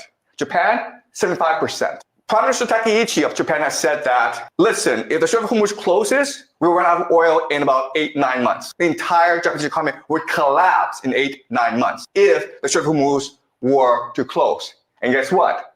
The Iranians have closed the Strait of Hormuz, okay? So we can expect that the entire global economy will suffer greatly over the next few months, all right? So that's point number one. Point number two is, okay, so the GCC sends oil across the Strait of Hormuz. And what do they get back in return? Food. Hold on.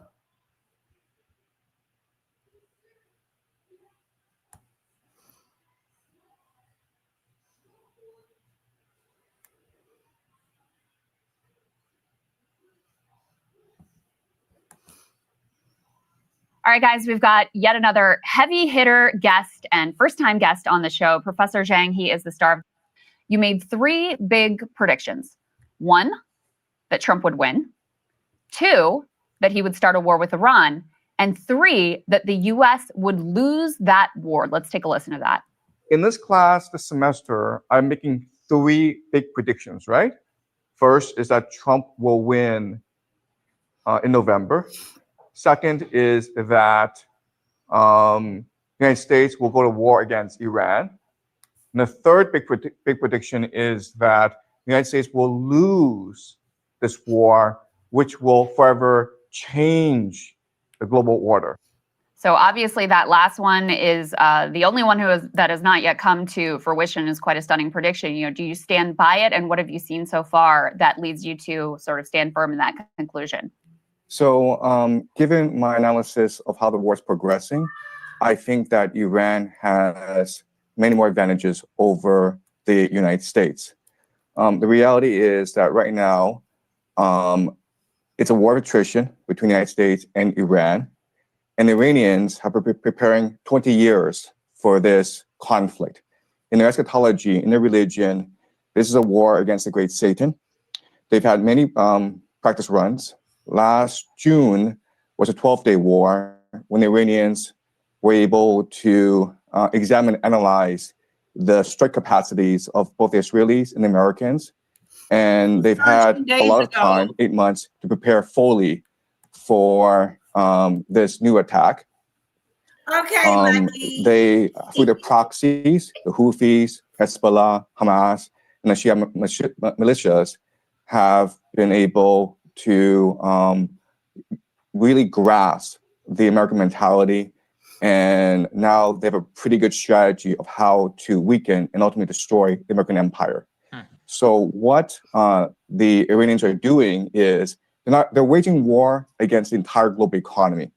And so they are striking the GCC countries. And not only are they striking GCC countries, American bases, they're going after the critical energy infrastructure of these bases. They blocked off the Strait of Hormuz. And eventually, they will go after the water desalination plants, which is the lifeblood of these nations because they don't have fresh water supply. In fact, the water desalination plants provides 60% of the GCC's water supply. So if a drone, and these drones cost $50,000, if they wiped out a desalination plant in Riyadh, Saudi Arabia, and it's a city of 10 million people, right? They'd be out of water in 2 weeks. In 2 weeks. And right now, the Iranians have de facto closed off the Strait of Hormuz, and the GCC gets 90% of its food from the Strait of Hormuz. So I know a lot of people are talking about the disruptions to the global economy, but right now, the Iranians are actually threatening the very existence of Saudi Arabia, UAE, Bahrain, Qatar. And why this is important is that the Gulf states are really the linchpin of the American economy. So what they do is they sell petrodollars and then they recycle the petrodollars back into the American economy through the investments in the stock market. And right now, we know that the entire American economy is propped up by AI investments in data centers. And a lot of that comes from the Gulf states. So if the Gulf states are no longer able to sell oil, and they're no longer able to finance AI, this AI bubble in the United States, then this AI bubble will burst, and with it will burst as well the entire American economy, which is really a financial Ponzi scheme. Right. So that's a dire situation that the Americans are facing right now.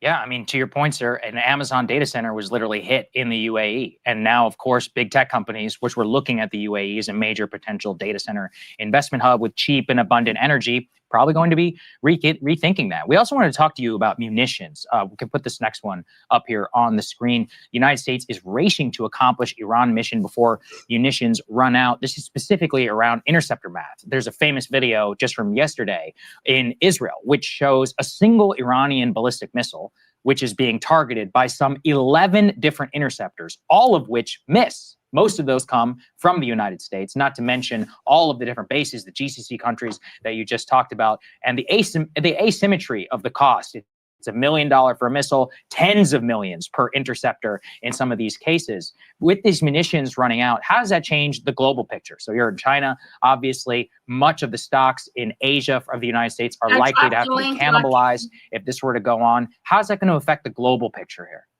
Right. So my first point is that the United States military is not designed to fight a 21st century war. Remember, the military-industrial complex came to being after World War II, and it was designed to fight the Cold War. And the Cold War was really about muscle flexing, about who was able to send people up into space, who was the first to get the person on the moon, who had the more complex missile systems. And so the entire American military strategy revolves around very sophisticated technology.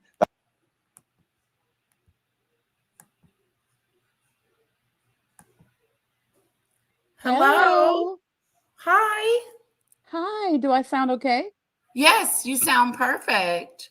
Wonderful. Yes. So I know you were planning on talking about Megan, Yeah. but I do have some thoughts, and I wanted to know your thoughts on this too about the war.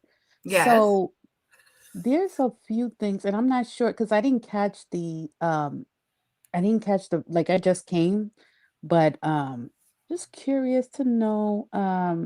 He said that the United States might lose, right? Yes. And he was right in his other predictions and everything. But my thing is that it was done 2 years ago, but we had didn't we went against Iran in last year, right? We had like a war for like 12 days, Okay. and they they uh they went back, like they kind of, they pulled back. And basically that's how we won that war right there, right? Okay. So I'm thinking that maybe I'm not sure. Like I don't know. I don't agree with that type of prediction, but I don't know if he could be right. But also what I'm thinking is that maybe because we won the last one, Mm-hmm. Iran thought that I mean, Trump thought that maybe, we this one will be like a little short war and that maybe but I think that maybe what if Iran like they got smarter this time around and then his prediction comes true that we might lose this Exactly. one. Like, what if they've been planning for, decades for an invasion by the US and have a strategy? Yes. This So, war could go on for a lot more longer than Donald Trump thinks. And it doesn't, and Iran is saying, we're not backing down. We're not backing down. We want Donald Trump to get out. That's what they said. Get out. And also, they want reparations for the stuff that they have already broken. oh, so you're saying like you mean like from like the 70s and stuff. I mean like from the past 40 years No, or no, all of I'm that talking time? about since Oh. they've been bombing them recently. Oh, the recent Yeah, stuff. Okay. like the school, but we're saying that we didn't do the school. Okay. I need to read up on that part. Okay. All right. I was just But wondering yeah, because mhm, yeah, I don't know what's gonna happen. We're such in the unknown that right. we didn't see this coming, the whole him going after Iran. And I Mhm. think that he thought that this would be over by now. Right. Exactly. Mhm, mhm. Exactly. But we're feeling it. I mean, look at the gas prices. Yeah. Yeah, Yeah. we're feeling the effects of it. And you know how things take a little bit of more time. Wait till Mhm. May and June, you know, when the dust settles a little bit and we see gas prices go up even more. Right. Girl, but I'm thinking, oh, I'm sorry, you're older.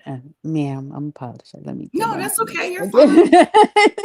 But I'm thinking about like maybe it might be a little bit longer too because of Russia, you know.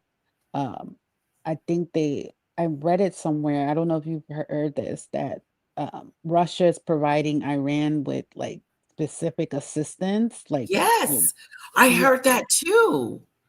So it's kind of like, I don't know. So it's like it's more than just Iran. Like it's Right. It's not just Iran. This could end up being a bigger war than we think.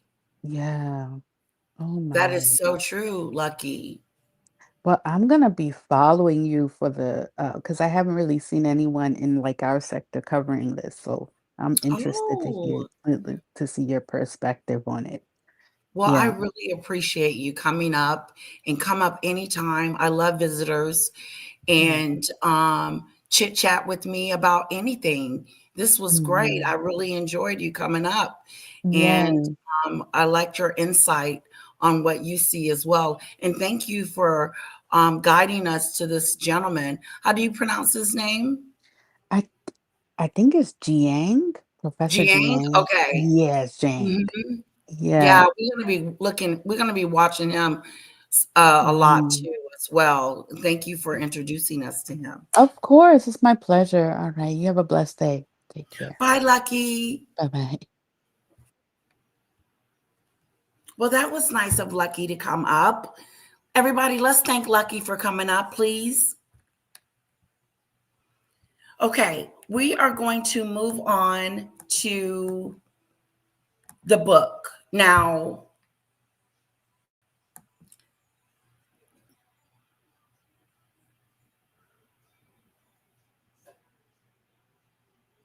hello, Dave.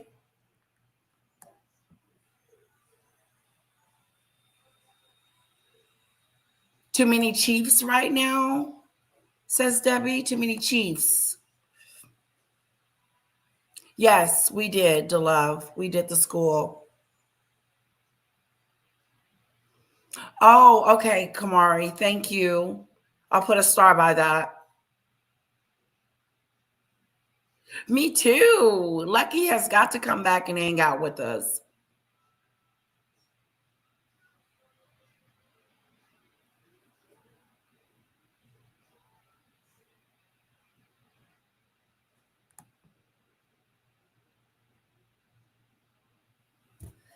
Oh, it sure wasn't, because we just saw it with the person you recommended earlier, Debbie, if I'm saying that correctly. Let's move. We are going to stay with the war, keep up with the war, and I probably start doing that first every morning, and then we go into our regular scheduled program, because I think a lot of people are interested in this war and what's going on and so on and so on. Now, let's pull up Meghan in the book.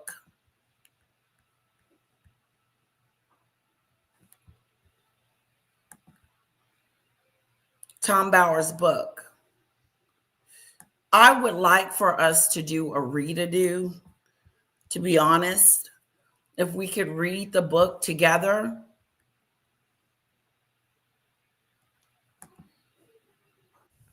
Regarding Andrew. But let's see what they're saying about the book. Okay. Remove that. Here we go. Oh, I've got to speak to this lady this morning. There's a lot going on in the royal family and stories. Royal biographer Angela Levin. She's next morning. Hello. No. Are you there? Yes. Goodness. Well, what happens is when I say hello, you're supposed to go. Let's do it again. Hello, Angela Levin. Good morning. How are you? I'm all right, my darling. Thank you. So much I want to talk. Donald Trump, I have a question for you. How are you and Vladimir Putin friends, and Iran is being helped by Russia with money and stuff to fight you? Make it make sense. Talk about, as usual, not all the time in the world. Interesting, Tom Bauer, the royal biographer, love him or loathe him, has brought out a book, and a lot of opinion and talk over the weekend that Camilla, our queen, apparently described. I can't put it. You're too posh for me to use this.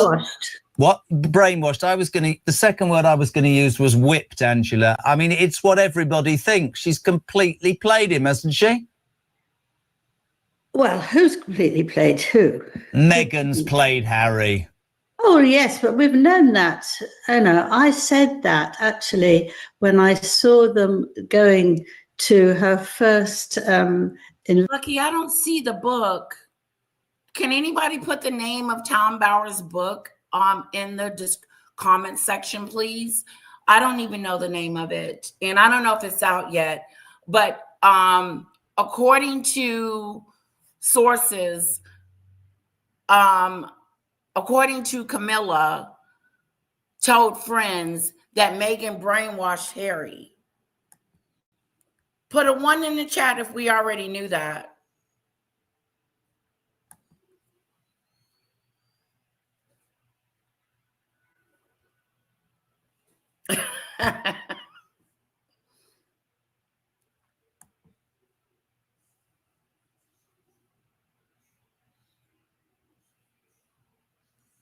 Oh, I see. I see, Debbie. So there was a distraction. Okay. Here's something. Here's something. Because it sounds like you guys really want to continue to talk about the war. Let me know. Put a 1 in the chat if you want to continue to talk about the war. Put a 2 in the chat if you want to talk about Meghan brainwashing Harry. 2 for Harry and Meghan, 1 for the war.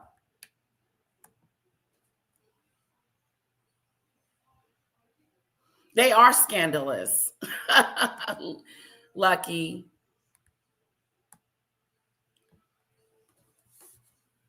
It's not out yet. The book is not out yet, Lucky. But are they pulling little inserts about the book out of the book?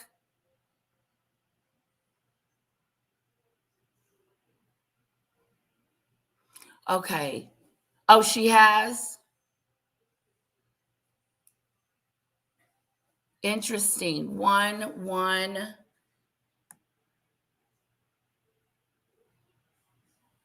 2, 2.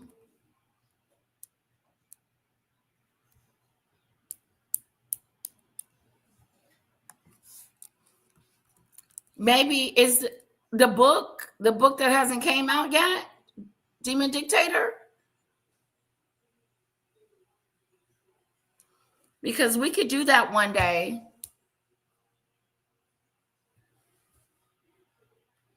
So what did we decide? Meghan? I saw a lot of 1s and I saw a lot of 2s. 1, 1. Debbie wants to talk about the war.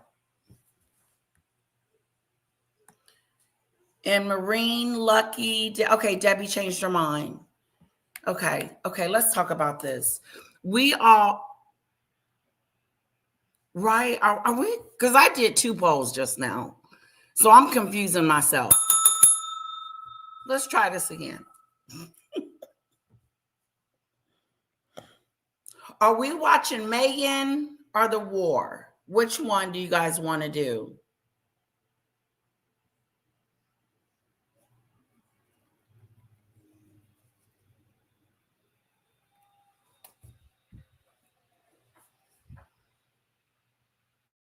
Okay, Meghan it is. Here's my next poll.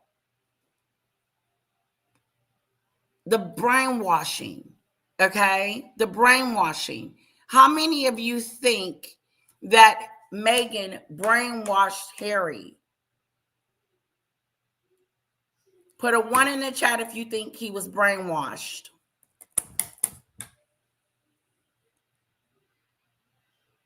Betrayal, Power, Deceit, and the Fight for the Future of the Royal Family. Ooh, that's a good book.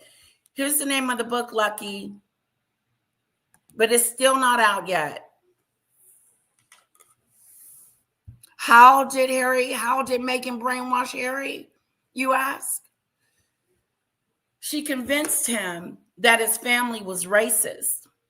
She convinced him that to leave his home and to step down from being a senior royal. She separated him from his family. Then, not only did she separate them, but she also dissolved the relationships that he had with his family and with his friends. Now, it's not all her fault, but most of it is her fault. And he went along with it like a chicken. So, Harry was once a prince, and now he's then turned into a frog. Ribbit, ribbit, ribbit. Okay? And I don't know if there's a woman out there that will be able to kiss this frog and turn him back into a gentleman, a prince, whatever. Hello, Mary. Of course, come back up. And so basically, Meghan brainwashed Harry into coming to Montecito so she can do her JAMA scam. Brainwashed him into thinking that his whole family was evil. Hello, welcome back. Yes, a JAMA scam. Oh, girl, you got all the tea. Wait a second. Wait a minute. All right. So, okay. I know that Harry definitely had a step down from dealing with Meghan. Okay. I don't know if you're pro Meghan or not pro Meghan, but I'm not pro Meghan because I feel like I understand that the press, the British press, and they look like they're very harsh compared to ours. And I think a lot of them were racist, but I feel like as a Black woman myself, okay, I feel like I would have tried to have him stay in the castle or whatever, have him stay Right. there, and would have put my stake because it's more than just me at this point. I'm the first. I ain't going Right. nowhere. I'm be I like can Rosa make Parks. changes. I ain't Exactly. finna move. You there, So Lucky? Yeah. yeah, Okay. I'm here. I'm sorry. Can you hear me okay? Yes, you're good. Okay. Yes. So I would I don't know. I feel like I don't know if she was brainwashing him though, but I did read Spare. Well, I listened to the audiobook of Spare. And Okay. I did catch the part where she was like, he wrote, "Oh, um Megan reminded me of my mother." So I feel like maybe that part was part of the brainwashing, maybe because she was trying to be like Diana or something like that, and maybe Yeah, I she don't was know. wearing her perfume. Mm. Megan was wearing her perfume. Let me thank Daisy real quick for my super chat. Lucky. Okay. Attention, everyone. Daisy Lee has given me a super chat. Thank you so much, Daisy Lee. I'm going to sing you a very short, sweet song. Thank you, Daisy Lee. Thank you, Daisy Lee. Thank you, sweetheart, so much for my super chat. Love you. Great reporting. Thank you, Daisy Lee. Now let's put some fans and some hearts in the chat for Daisy Lee's super chat. Yes. Let me Thank you, Lucky. put some fans. Yeah, up in well, there. you're right. The reason why I say it was a brainwash situation is because before Meghan came along, he wasn't doing any of this crazy stuff, you know, but I can't say that he didn't want, I do kind of feel, just a little bit of me feel like maybe he wanted to break away from the royal family, but didn't know how. But then why would you want to leave your home? Yeah, it doesn't make sense to me. I just think that I don't really think that it was hardcore racism going on. I do think that there was some adjustment that needed to happen with her because of her culture is different from their culture. So she had to adapt to a whole new world. So that can be difficult. I'll give her that much. But she didn't even give it 5 years, like she would say. You know, if you can't give anything for 5 minutes, if you can't do something for 5 years, don't even give it 5 minutes. And for her to say that and leave the royal family after a year and a half was quite shocking to me. I didn't even realize it was that quick. It was like right after the baby. My goodness. Now, she said she was suicidal too. Oh, yeah. She played that card. Yeah, and then Diana had that kind of those kind of thoughts too. Yeah, she went through some mental health situations. Yeah. Oh, that's high. Oh man. Well then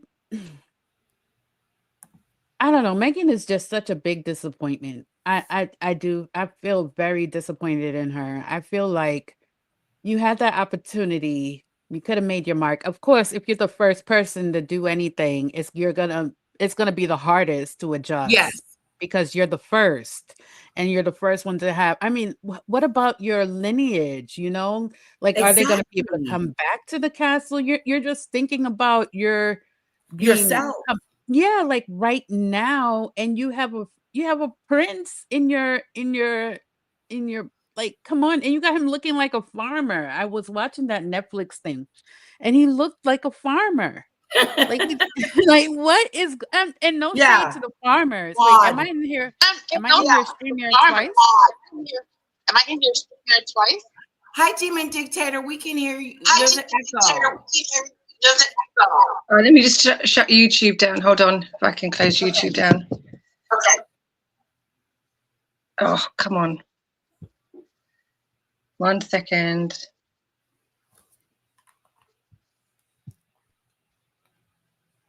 Okay, is that better? Yes. Demon Yes. Dictator. Okay. Oh no, it's Demon still Dictator. going on. Oh no, it's still going on. Oh, let me come out and come back in again. Okay, I'll drop the link. I want you to meet Demon Dictator, Lucky. She's such a sweetheart. I know you would like her. Are you sure? I mean, the name sounds scary, you know. The reason why her name is called Demon Dictator is because Meghan is a bully too. And her staff would call her Demon Dictator on heels. Mhm. That's what they called her. So Okay. she changed her name to Demon Dictator. Yes. Demon Dictator on heels. And also, it was said that she would make grown men cry. This is how scared of Meghan they were of her. And she's lost like maybe 24 to 25 employees. And it's not a big company. So throughout the years, she's lost a lot of people. And some of them have came out and spoken about her bullying and the way she dictates things, and not a very good boss to have. Oh my goodness. I'm researching this right now, and I do see, and it says in the Times, Meghan's brainwash Harry.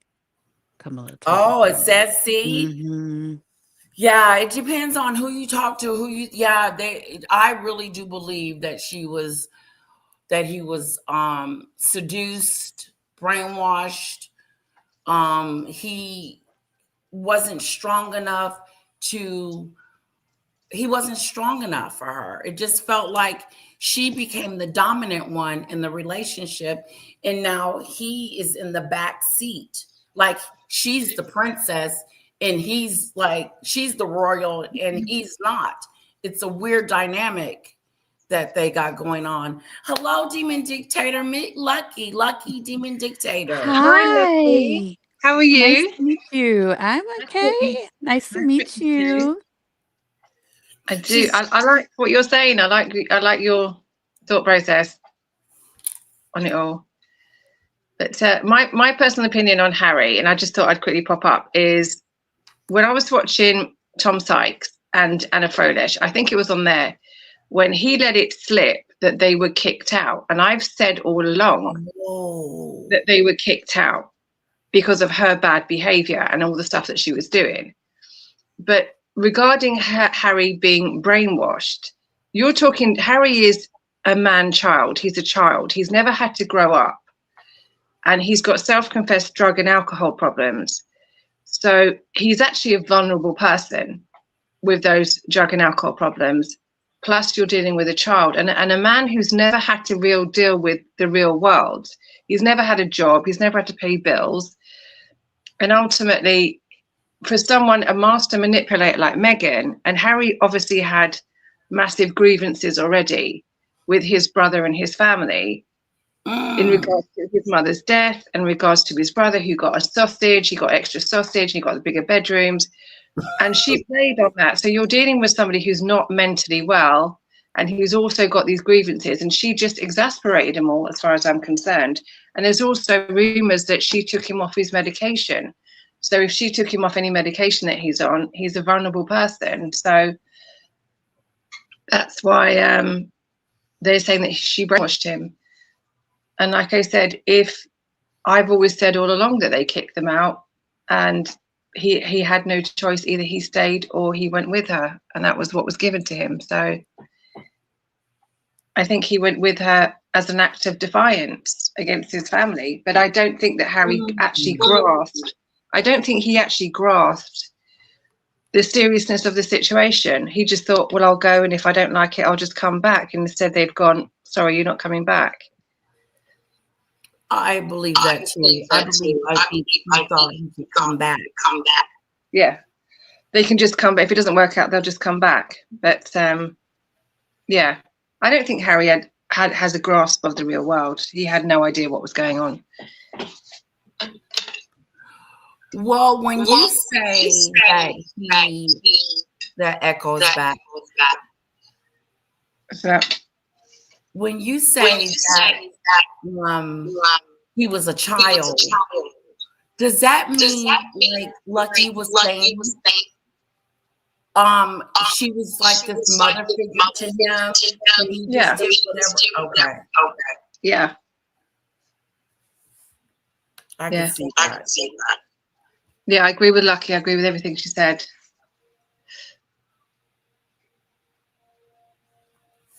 You still there, Lucky? Oh, you still got that echo. Oh, yes, I'm still here. I'm just wondering if that was my mic doing the echoing. No. Have you got? Is it me? Yeah. I'll come off and I'll let you girls, because Lucky's sounds wonderful. So I'll let her speak and I'll come off. Okay, sorry about that, Demon Dictator. No worries. Let's be honest, Harry has an IQ of a hamburger. Oh no. And the thing is that, and I liked how Dictator, how she sounds. She knows it was nice to hear her. Yeah, like you she's getting from it the straight from the UK. source. Yeah. Mhm. I really enjoyed that. I'm like, oh, I like it up here. I like the ambiance up here. Yeah. She's a sweetheart. I love me some Demon Dictator. Her voice is beautiful. But yeah, so let's see what else they're saying. And you're welcome to stay as long as you want, Lucky. Of course, I'm learning something new. I mean, this is That's been good. a thing to see Good. with him. And it was one day after they were engaged, and I thought she was a disaster. She was pushing him out of the way then. She had no idea how to behave. And I've always known that she's a rascal with capital letters. I love that word. You're a rascal. Do you think that for her, and I read this at the weekend, there really is or was a Project Harry to get him, nail him, get him completely where she wanted, get pregnant, and then call the shots? Yeah, I don't think get pregnant mattered. It was just get the royal that mattered. And the thing is that if you are a woman and you really want a married man to sweep you away, you want to be married to a man who will sweep you away. She sat there looking amazing for when they first met. And she suggested on day 2, they went to Africa, which she knew he loved, pretending she didn't know and all these things. And they would just lie under the sun and under the stars, be together. Now, if that's just going together like that in 2 days, you're actually going to somebody who is not exactly very clean. She's a rascal, Angela. What you're saying is she's a manipulative little woman who knew exactly what she was doing, has played him like a good one, and he finds himself in a corner. Now, I said this, and even my old man, when he was alive, went, that's a bit harsh. I said he will crawl back to the United Kingdom at some point with his ginger tail between his legs, and she, soon to appear in Montecito Wives or something, will be stuck in Hollywood with 2 ginger kids, and she'll take him for everything. She'll be a pain in the backside of the royal family until the day she passes out. I'm telling you, I've always believed that. Always. I do. Well, it's something we've both agreed then. Yes. But can I just say that Camilla would not have actually said brainwashed. You know, I did a biography of her. Yeah. With her for over a year. She's very careful not to say anything wrong. Who did it was obviously a friend. And I think I would just say that because she's not someone who likes to say things like that about, especially the royal family. Not in public, but do you think in private she hates what's happened and would hate Meghan Markle for what she's done to Harry? Well, she tried very hard to be nice to her, and she invited her and Harry round for dinner, and she chose the book that she did about all sorts of people when the flats burnt, and she wanted to do that with them, and she thought she'd pick one thing she wanted from all different countries, right? So she had this whole meal, and Meghan was absolutely, I know somebody who went as well just to help it, and she was so rude. She was so, didn't want to talk at all, very superior. And I think Camilla then thought, oh my God, what has he got? This is really interesting what you're saying. Also, over the weekend, we know the bigger issue of Epstein and the royal family. Andrew in trouble, can't come out of the front door of Wood Farm and ride a horse. Many people think he's on suicide watch. Fergie trying to hawk her story, but nobody's interested. She needs to be questioned by the police. What's interesting is the daughters. I made the absolute mistake, I said this to you before, of believing that they were 6 and 8 when Fergie took them to see Epstein after he came out. No, they were 18 and 20. And the lights are shut to Christian sort of Saturday. Yeah. Big thing in the Daily Mail that Queen Camilla told her friends, or a friend, when Harry started dating that vile woman, Meghan Markle, that she brainwashed Harry. This is what is said in a new book by Tom Bauer, who's going to be on the show later this week. I don't think that is probably anything different than most of us believe. Okay, this is so good. So much going on. Okay, I want to come back over here real quick to Beatrice and Eugenie. So I don't know if you heard about this, Lucky, but God, what's going on? Hold on, guys, I'm stuck.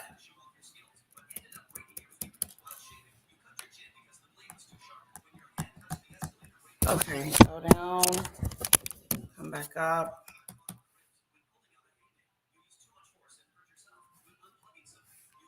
All right, did we go down? I'm still here. Okay, it's stuck. I don't know what my computer's doing.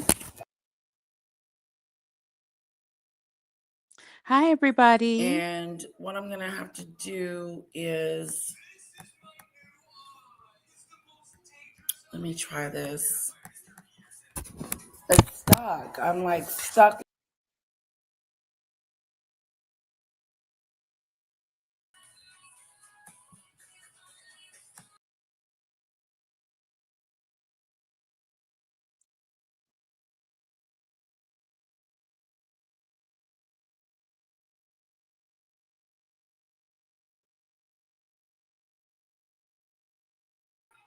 All right, I'm back. Sorry about that.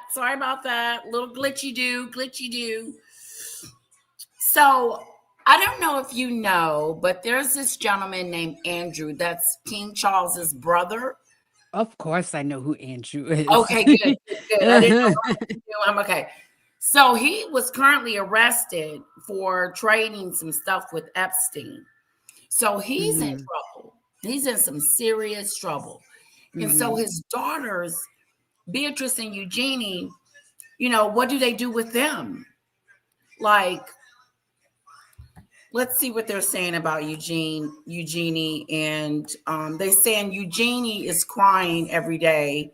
She's totally upset and just beside herself. And the other one is just dealing with it the best way they can. But they were uninvited to some royal events. So I don't know what to say about. Let's see what they're saying about the York. So it's basically like, so because those two were uninvited, even though it's not necessarily their fault, it's their parents' fault. Right. Is that relating somehow also to the kind of like Harry and Meghan's children are gonna suffer too because the decisions Exactly. that They they are going to made? suffer. Yeah, because they don't know them. They don't know the royal family. They don't Right. they don't know their relatives. They've never seen King Charles. And Meghan is not taking the kids over there to see their relatives. It's like she did that on purpose to separate them from their royal family. I know if I got older, when I got older as one of her kids, I would be extremely upset with the way she kept me from my extended family. Because not only do they not see the royal family, but they don't see her side of the family. As a matter of fact, her father is in the Philippines right now with an amputee leg, and she did not go see him. That's Mm-mm. interesting. It's very interesting. Her take on why her and her father's relationship is a strain is because she believes that he talks and has a friendship with the media. But he has friends in the media, just like she does.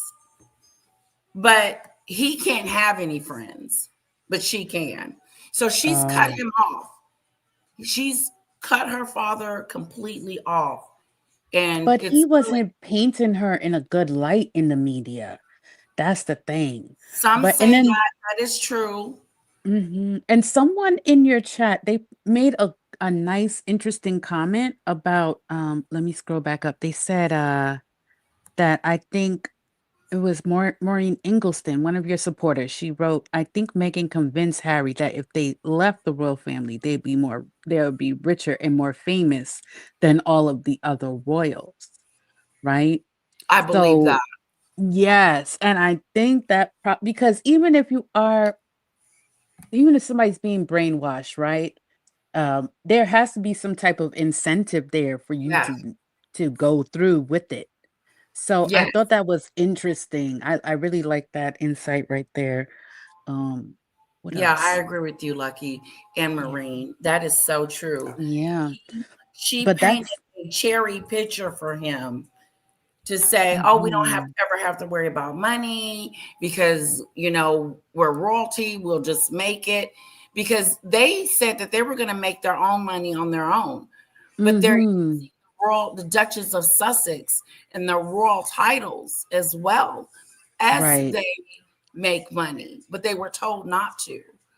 But I agree with you and Maureen. I do believe that Meghan sold him a bill of goods and said, let's go to California. It's going to be better there and we'll be free or something like that.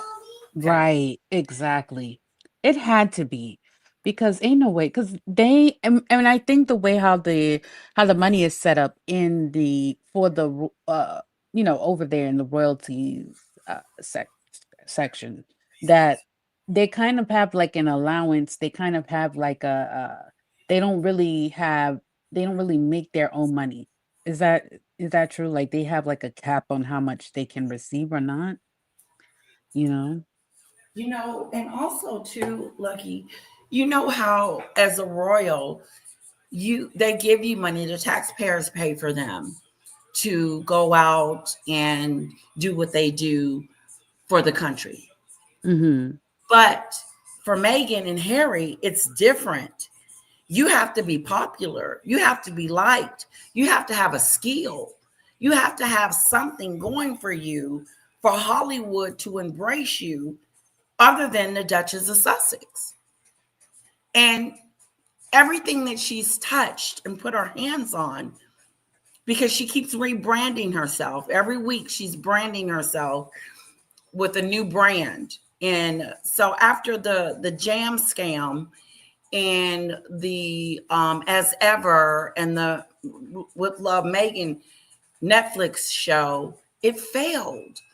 And if you're liked and you're popular, people can sometimes look past the things that you lack.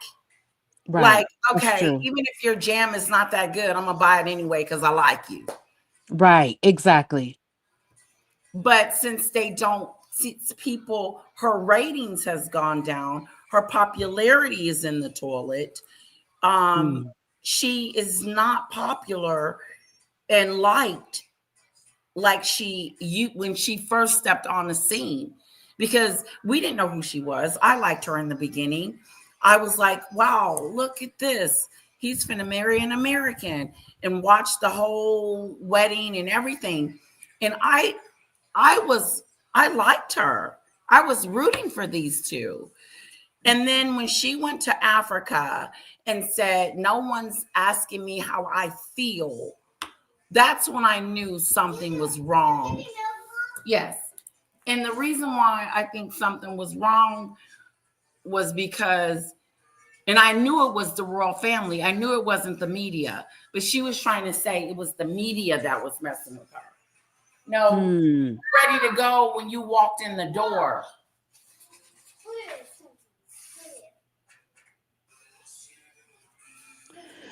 Oh my goodness. But I know you were going into Prince Andrew, but while you were I kind of like sped read through this article, and I feel like that's this gives us some insight into her way of thinking.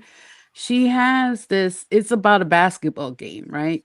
And I think it's called the 2025 Invictus Games, the Oh people that make the yeah. watch in Vancouver. And you know what I'm talking about? About how it's supposed to be a big basketball game. It's billed as the premier global competition for wounded and injured military veterans. And Harry and Meghan, according to this article, they flew up from Montecito in a private jet. They stayed in a penthouse suite. They arrived at the arena on an electric golf cart through an underground tunnel, filmed by their own camera crew. And the arena, it seats over 2,000 people, and only 43 people bought tickets. Okay. So Okay. That says a lot about the love for you, Meghan, because you notice when Catherine comes outside, there's a crowd. When Meghan comes outside, there's not a crowd. She went to New York one day and had 6 cars, 6 vehicles with security and just all kinds of stuff. And nobody was there but her and Harry and a few of the press. But it wasn't like a crowd standing outside, all excited about the Duchess of Sussex. Do you think because we don't really practice royalty here that we don't, is that one of the reasons? I know her popularity sucks, but another reason would be that we don't really do royalty in the United States. Right. And so you're not going to see a big crowd. But when William and Catherine come to town, you do see a big crowd. That's true. That's true. That's true, because they seem more personable, Yeah. But it's just crazy because I don't it's just crazy because that whole thing that I'm reading about the Invictus Games, this is the organization that Harry built to honor veterans, and only 43 people paid to watch it. That is a shame. And it feels like he has something to prove also, that he built this thing, people are coming Yeah. to paying to watch it, that he can, do Bring a crowd. something. But on Meghan's Instagram, Yes. it shows it doesn't look like that. It doesn't appear that it was empty. It shows hugs and outfits, hand in hand walk. It's like everything is picture perfect. I mean, and on her Instagram, every item of clothing is linked to, a purchase site and Yeah, everything. I've Like been on it's her Instagram. It's kind of yeah. boring. The only thing Yeah. you see her twerking video. I would not even click. Huh? What'd you say? I don't think I would. I don't know. I think I just sped right past it because there's Okay, nothing to I'm see gonna here. watch it. I'm gonna show it to you, Lucky. Okay. Hey, it was just weird. She needs attention. She needs traffic. She needs people to click on her stuff. But Mm. she's boring to me. Mhm. There's nothing to look at. And normally, okay, hold on, bring it to me. Okay, put it there. Okay, I forgot what I was going to say. Totally just, I'm going to hit play because I totally. Yeah, let's see the twerking video.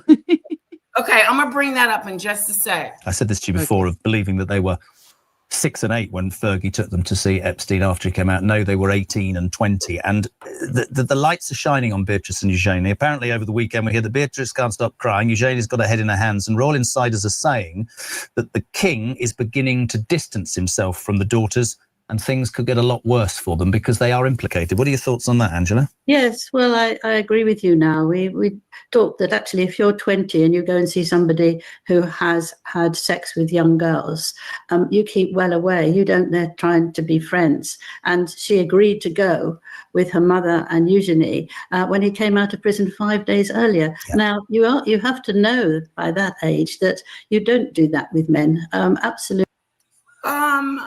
I beg to differ because the two girls did not know that their mom was introducing them to a PDF file. Exactly. How would these girls know that? You know what I'm saying? Mm-hmm. Like, that's not something that's on their mind or that they're thinking about. Like that's not something that's in their face and that they know of. I don't think that they knew what Epstein was doing. And so what happened was the mother, Fergie, had took the girls to go see Epstein. And they were about 18 or 19, I think, around that time.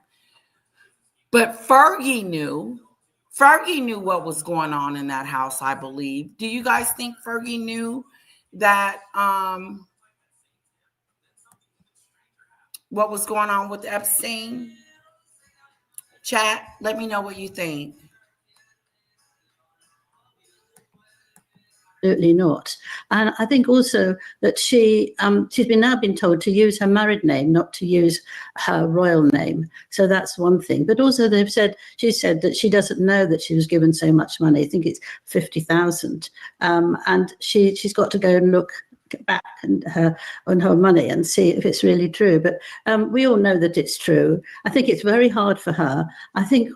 Do you think the king has cut contact with Eugenie and Beatrice? Do you think he'll slowly step back? For the moment. He's keeping away for the moment because they don't want them to come to any of the in sort of special places or special things that's going to happen. They don't want them to be there. Ascot, Wimbledon, nothing like that. So he's step back. And we'll just have to see what happens. But it's awful. But what is sad is that her husband has been away for some time now, and his parents have gave him a terrible blow that this is not the type of woman they thought he should marry. So that might be very much why she's crying.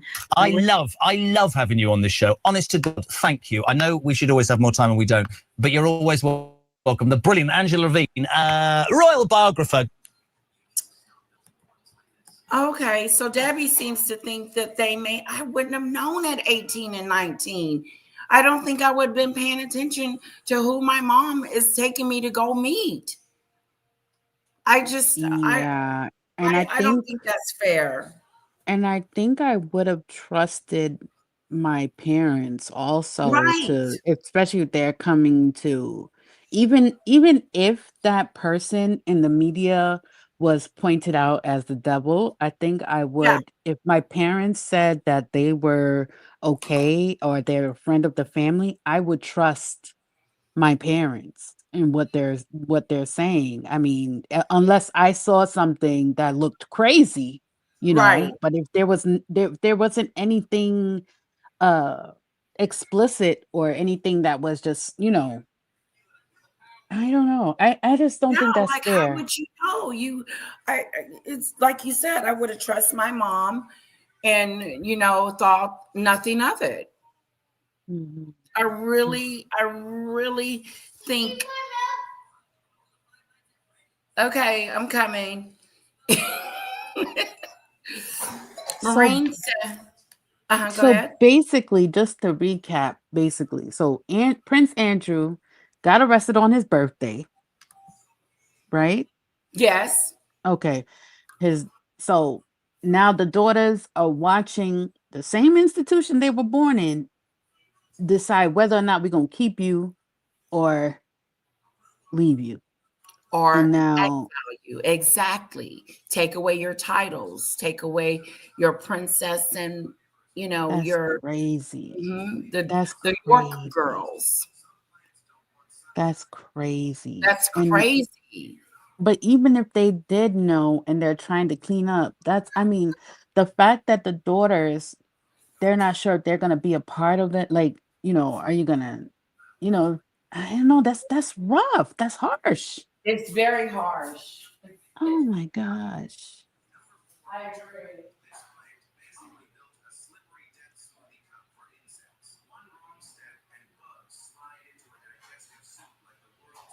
Yeah, and some people seems to think that they knew. So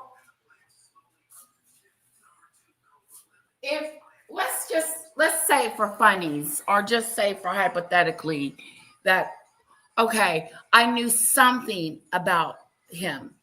I know that I read something in the mail that he wasn't a good guy or something like that.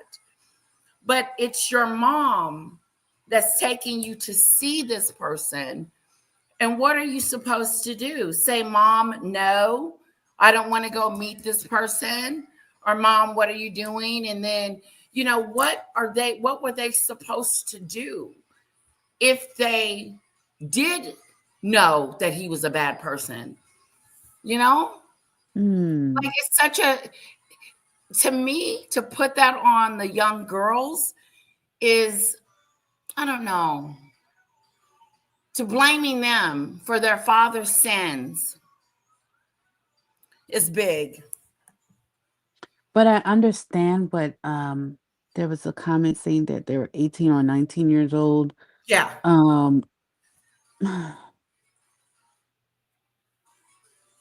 Yeah. Yeah.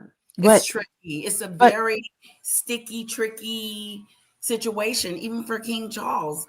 Does he supposed to exile them because of the dad?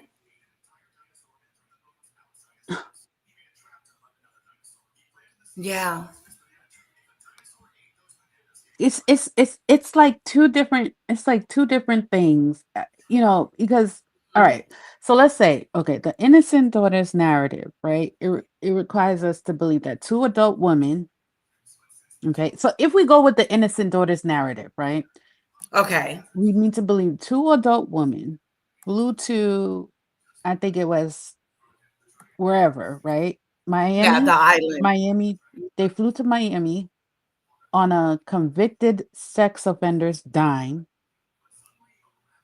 had lunch with him days after his prison release, and asked zero questions. So if we kind of put it I like think the mom that, did not do them a good service. The mom that was a really bad thing on Fergie's agenda to go and take them girls to see him after he got out of prison.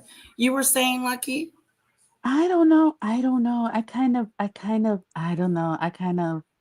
kind of going with Debbie a little bit. Yeah, I think I'm a gonna lot go of with Debbie. okay. Yeah. Yeah, and I think not just Debbie. I think Maureen feels that way, and Kamari thinks that like they were old enough to know. Yeah, and I think Demi Dictator also thinks that too. Yeah, because when I went looking at how old they were at that time, and I saw they were, almost 20. Yes, you kind of know, Mom. Like, why was he in jail? He's getting out of. Yeah, there's just you were too close to him, almost not to know. You think like, how did you not know? Debbie says Eugene came on as Patreon for a trafficking charity after her father was already implicated, settled with Virginia. So please, okay, Debbie. Hello, Kamari. Hi, how are Hi, you? meet Lucky Kamari. Hi, Hi, Lucky. How are you? Kamari. Okay, Nice I to don't meet you. believe this shit. One bit. I believe the girls did know everything, especially the fact that the mother, Fergie, was also saying, "I want to marry this guy" after he got out of the prison, and she made all that letters that stating that she wanted to marry this guy. The girls had to know that the fact that he was loaded and all that, and the fact that the mother wanted to go ahead and marry this. I can't. Pedophile. I believe they did know everything about him. I Okay, believe that Fergie was told in him, the "This is email. our way out. This is our way out to be with this guy who's richer than the king, or at that time the Wow. queen, or whatever it was." Mhm. But I do believe 18 and 19, or 18 and 20 years old, they come on now. How did they meet Meghan? Soho House, Right. supposedly. But Yeah. also they met Meghan with Epstein, or I'm just gonna say J.E. Okay. And I believe they knew everything down to the penny Ooh. of him, what was going on. I really do. That's my belief. You're not gonna go in Interesting. there 18, 19, just gonna go meet some random dude not knowing about shit about him. I believe Fergie told everything to the girl. So, with that said, they know and knew. So, how should they be treated? How they should be treated is the same way the father was. What's his name? Andrew. Yeah. The same We situation, ostracize because they're them? all tied together. They all know all the secrets of what's going on. And how are they getting their finances when Prince William wanted to go ahead and audit their shit and they didn't want that? I believe that's also a finances from the Epstein or JE, whatever the hell you want to call him. Yeah. So I I'm believe there's finding this some so transaction in that interesting. situation too, along with Fergie. She got some money off of JE. You know she did.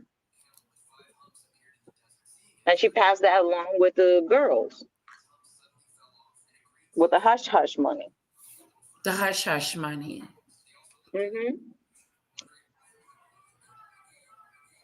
I think it's still the sins of my parents. It's their You're sin. sensing from a sense of mom that you would not do to a little bit. You know what I mean? You're thinking about in that Like I wouldn't do situation. that, but if I did, wouldn't I But be come on, putting she's more? dirty. Fergie is nasty as dirty bitch. Yeah. All she's craving is money, money, money, money, and she passed that trade along with the girls. Wow, you guys, it's just interesting to hear your point of view of it and how I really do feel like they are being accountable for their parents' sins. Yeah, but they could have came to William and said, "Hey, we're in this position. How do we deal with it?" I mean, they didn't have to go to King Charles, but they could have went to Prince William, trying to figure out all this crap that their mom. How do we go about before we lose our titles? So why did they deny the audit, the finances that Prince William wanted to do. That's a big question mark right there. Yeah, that is true, Kamari. That is true. They didn't want him to look into their records. And the reason why Andrew got arrested was because of the trading. So they're trying to see if there's any misdealings with them. So I can see that. Now I can see that. William wants to see their records. They don't want to show their records. Exactly. Then, okay, there's a problem. That's where the problem lies for me. Exactly. If they have nothing to do with it, like I said, I was like, I have nothing to do with it. So go ahead and look at my finances, see where it's coming from. And then they're also attached to the foreign exchanges too that they're supposedly are in. That they keep going into Iran and all that. Ryan, what if the girls was being told that it wasn't true what he was convicted of, and they let him out of jail, which they did, and now, I mean, now you're really reading into stuff. Okay, see, Lady Letitia, you're really reading into I'm going too deep. Okay, read you too are much. way too much. The I'm facts just are trying facts. to, because let me put myself in Fergie's situation for a second. If I had took Kara to go see him, then I would be putting my daughter let me put you in this situation. If you were financially stable and Epstein turned around and say, I got you, I'm going to transfer the money, I got you girls, or your daughter, would you say anything? Hey, we got money, and whatever you have to say, but you guys are settled for a minute. You know what I mean? You settle for a minute. Would you say anything to Kara about that? God, I feel like I want to tell my daughter everything. So I don't. You would have to tell them everything. So out. Yeah, I don't. We wouldn't have went to see him, but I would have told her. You know what I'm saying? But then I wouldn't have believe that's where it's a PDF file. I understand where you're coming from, but I do believe that Fergie told the girls everything. That's really sad. That's sad that they're dirty too. Sorry. Situation. Do you think they were? Don't be dirty.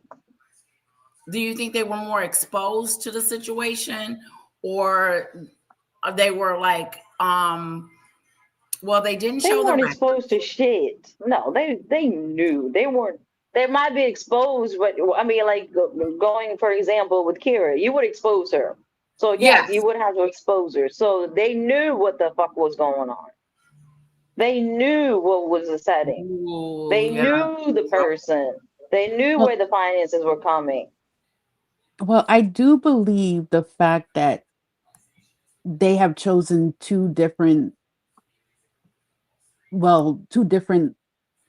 Okay, so for example, Beatrice, right? She's visibly crying, right? Yes. And fake then, tears. but we don't hear left anything eye, from right eye, left eye, whatever tear. Yeah. you. But you don't hear anything about Eugenie, right? Like she's just silent, right? So we know that even though she's crying, I mean, it's still a form of silence, right? And what we know is that silence, silence is always a decision. It's not. But who's the silencing though? Is she silencing or her sister telling her to silence or shit? Well, they're not coming out saying anything. Exactly. And they're working as a team. Do you think they should make a statement? I think that they're looking at I think they're making I don't think they're working as a team. You know why? Because if they were, they would probably most likely be doing the same thing. They will both be crying. They will both be silent. I feel like by crying, Beatrice is probably thinking that, okay, they're going to protect me, right? And Eugenie's probably like, no, they're not going to protect me, so let me just be quiet and be silent and not do anything, but like I was saying before, silence is always a decision, right? You can't be it's not like you're neutral, right? Neutral would be like, you don't know anything, you don't have anything to say. you would say that, like, I don't know anything, I don't have anything to say. And I have not found anything where they said anything, and that could be like, okay, Right. on They can still be silenced, but they still the tracks of them traveling. There's tracks of them going to overseas. How is their bank right. account getting larger and larger? So there's still got to be traces of everything. Oh yeah, Everything. there's There's traces traces of to it.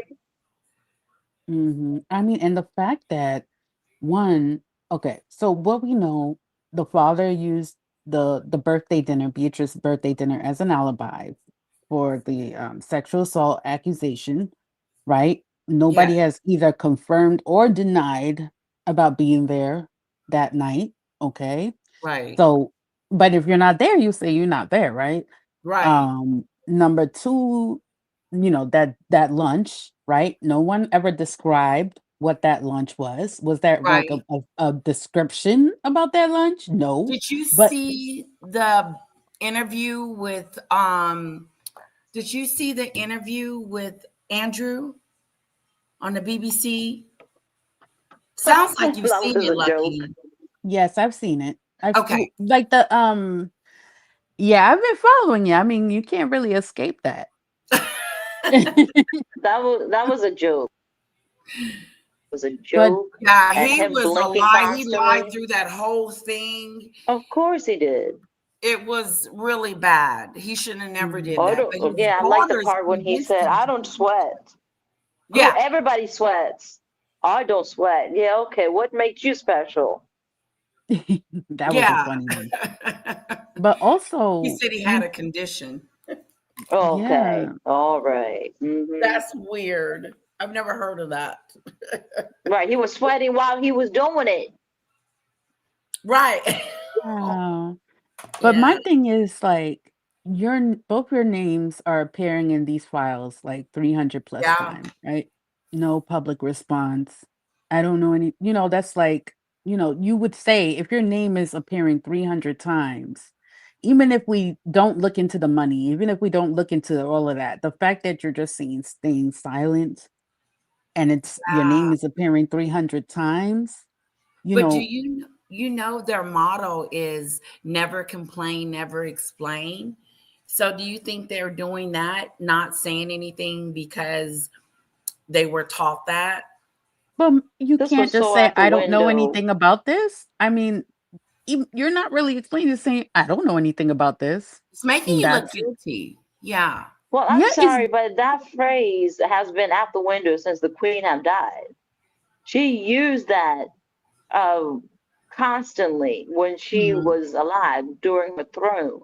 But that was out the window when she rest in peace, when she, died. And everything has changed since she died. Okay, let's just say that. Everything has changed a lot since she Yes. died. She was going by the book. but do It they She is still was true. the have all of ruler. that money? Like, do they still have all of that money now? Of Like, course still, they or is do. it costing them? Is the silence, is the, Does who still have a lot of are they money? the daughters? I think they're making their own money. They have their own businesses and they're doing their thing. They are making money. They're not broke. Yeah. Of Okay. course not. But Okay. there was rumors that Eugenie's husband also saw he's not working right now because some kind of fraud with financial situation. And I will email you with that information. Okay. Oh. But there's some rumors going on. There's some things going Well, on they're with gonna him. He's have to be unemployed careful. right now. He's unemployed. Mm.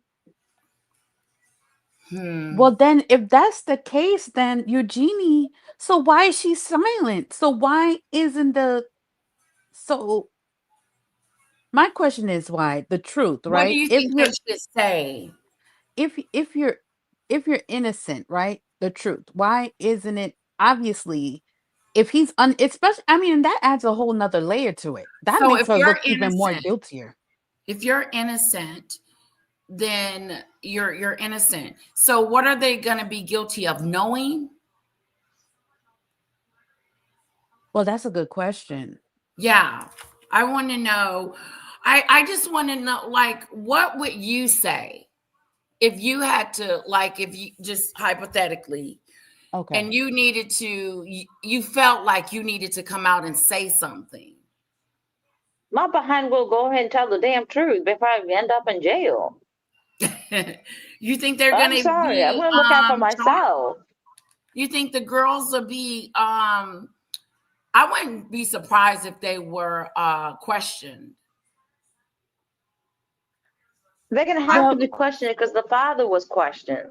Yeah, I Yeah, think that, because yeah. remember the father said that they were at I don't remember if it was which one it was, but was something about Pizza Express um or something like that. That was in the remember that whole thing? About the Like that pizza? was yeah, about the pizza and the wasn't it something like that? Yeah, he said he went to go get the girls some pizza. So he Right. had been there at that particular time that she's Right. saying that he was there with her, with Virginia. So he said he wasn't there at that time. He remembered because he was getting pizza. Right. Right. So it would be so I mean I think they would be guilty of probably going, making their father look guiltier. I don't think they By saying actually can. something? Yes, by saying something. By saying something. I do Yeah. too, because unless I'm being asked a question, then I probably wouldn't answer. I wouldn't even know what to say Right, about because my dad. they're Like, potentially they could be key witnesses in a few things, so exactly. That's What do why. you mean you wouldn't know what to say about your dad when your dad and the proof and all that is right there in the pudding? Right. I Like, would go ahead I and don't want say to that say, I knew about this stuff. I knew what my dad was doing. I mean, come on. ooh, I don't Mm. think they're going to say that. Oh, to save my behind, I would. If I knew about all this stuff, instead Good of, for again, you, I have to girl. bring up the jail. I ain't going to jail for nobody. Yeah. But they If I need to wouldn't tell the truth, might as well tell the truth. but they wouldn't go to jail though. I mean, okay, if they didn't maybe they didn't do anything, but they have to protect their father, right? Right. Maybe because their father used them as alibis. So She they'll sure probably did. make it worse for their father, and maybe them being present or not being there, it'll probably be worse for some other people too. Maybe they are key witnesses for some other stuff. You never know. You know what I mean? They didn't do anything, but being a key witness and, it could probably open up things that they don't want to be open. And Lady Right. Letitia, you went ahead and mentioned about you, well, Lucky just mentioned about, Beatrice crying. That was all for photo op. Mm.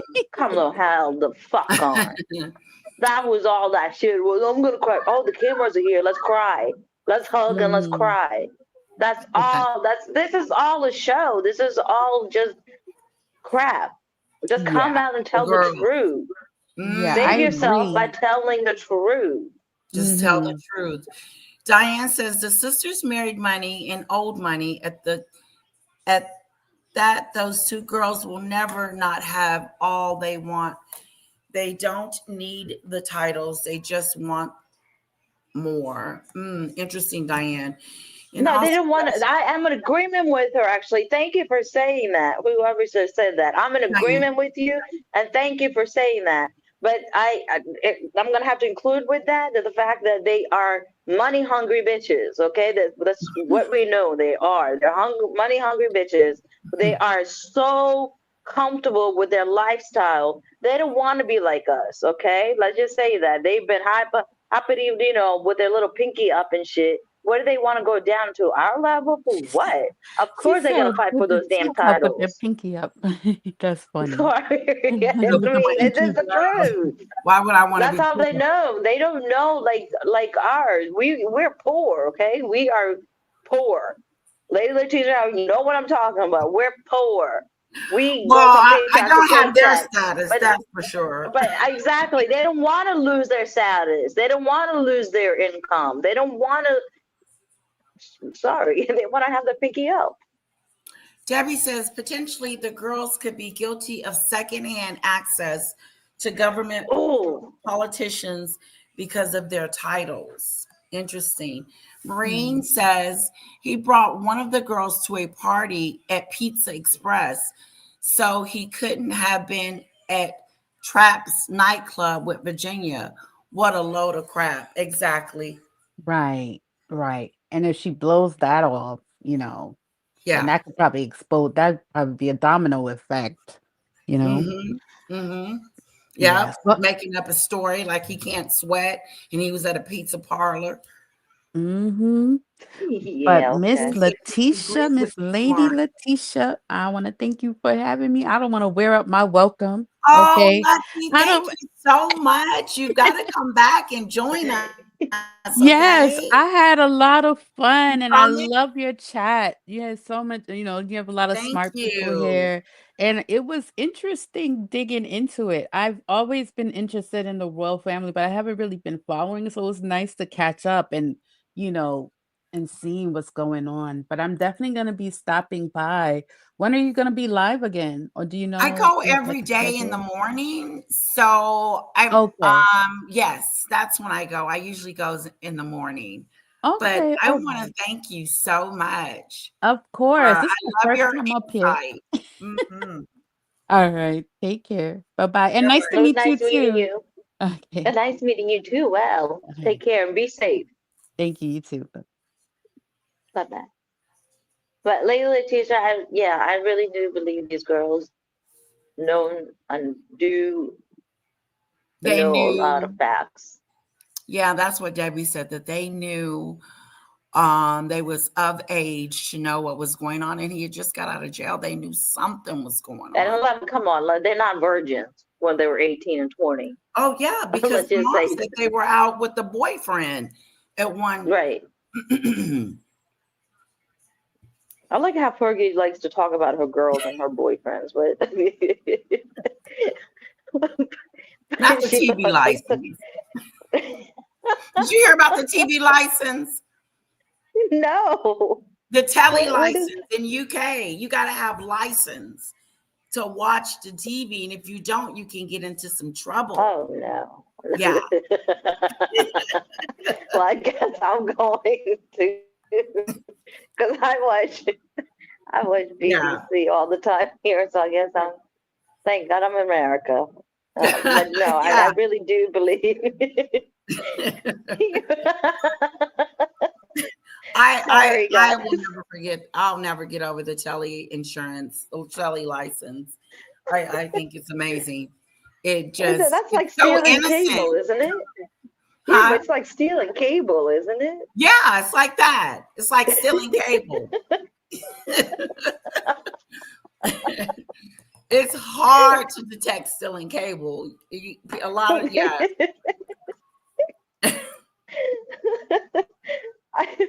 Wow, a lot of different rules in different countries, but cable is not gonna be one of them.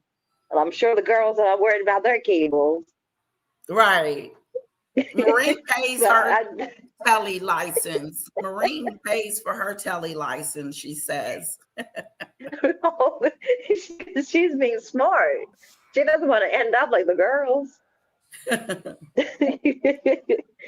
But I love you, Lady Letitia. Thank you so much for letting me come on and chat. Thank you for putting up coming with up, me.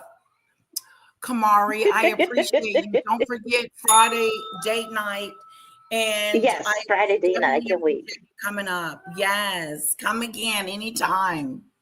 I love you so much. And chat, thank you so much. Love you too, sweetheart. Bye-bye. Bye-bye. Hi, Cyrus. It's good to see you. Salute. Okay, guys. It's going on 3 hours. I think we've had enough. I did want to show you one more thing.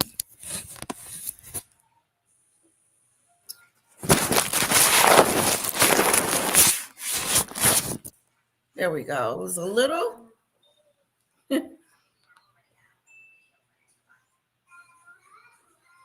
Okay, I want to show you one more thing, guys. Let's do one more thing for the road. Okay, and then I'm going to let you guys go because I got to get into a little bit.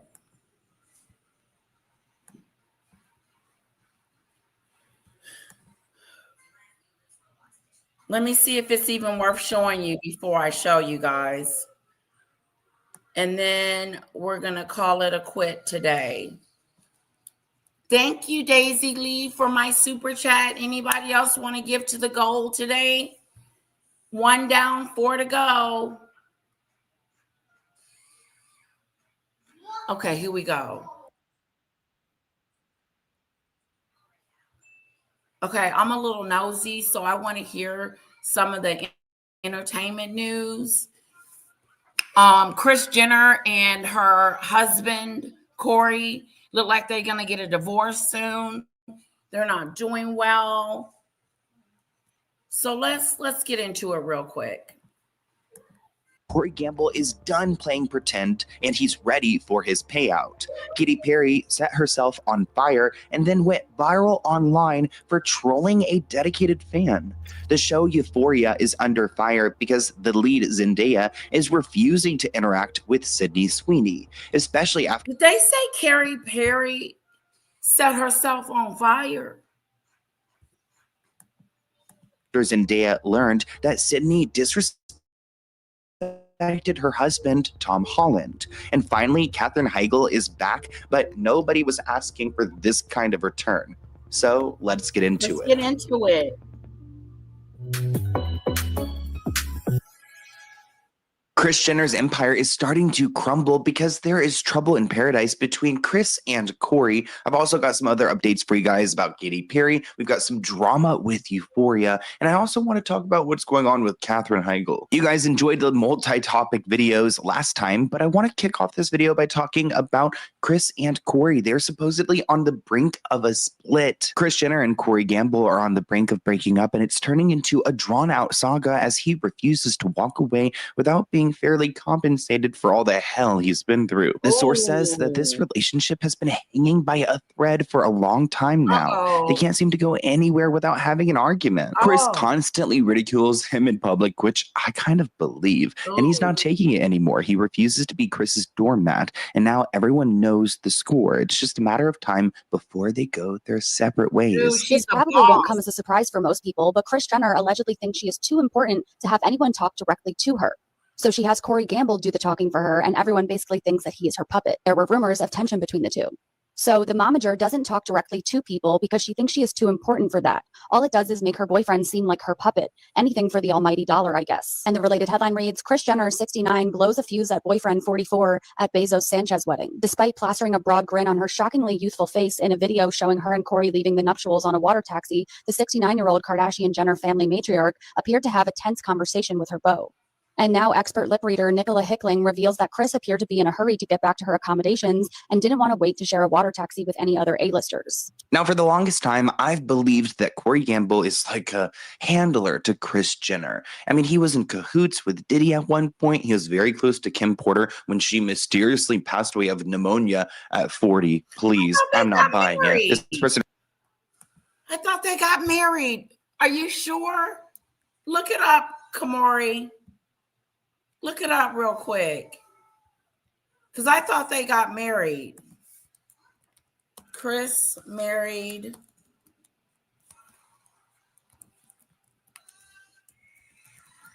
to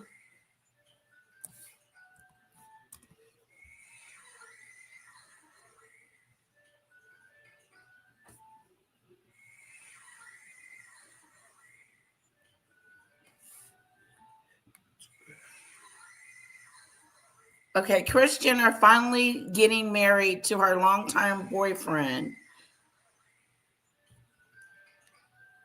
Okay, so they're not married.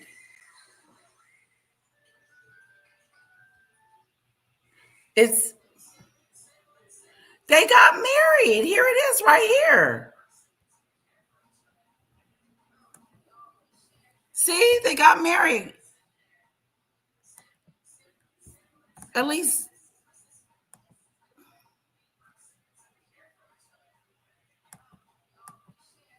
Is Kris Jenner getting married for a third time? Meet her bridesmaids. Wait a minute.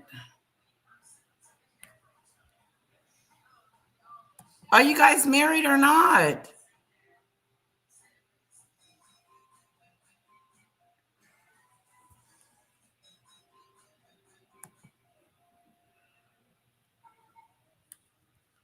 Okay, I don't know if they're married or not. They may not be. So they may not be. Let's go back to the story. But before we go, I want to thank Maureen. Thank you, Maureen, so much.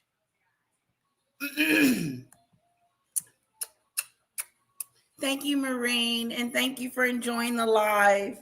I really appreciate it. Thank you so much for my super chat, super sticker. Let's put some fans in the chat for Maureen, for me, and some hearts. Thank you, Maureen. Thank you, Maureen. Thank you, Maureen. Thank you, Maureen. I don't know if they're married. I can't definitively say they're married or not. Welcome back, Polo. You can't stand Corey. That's what it said. Katy Perry set herself on fire. We've got to go see that. Okay? We've got to go see. It said Katy Perry caught herself on fire. Writes he is their handler, and there's a rumor that he also works for the CIA, and Kanye was always against him.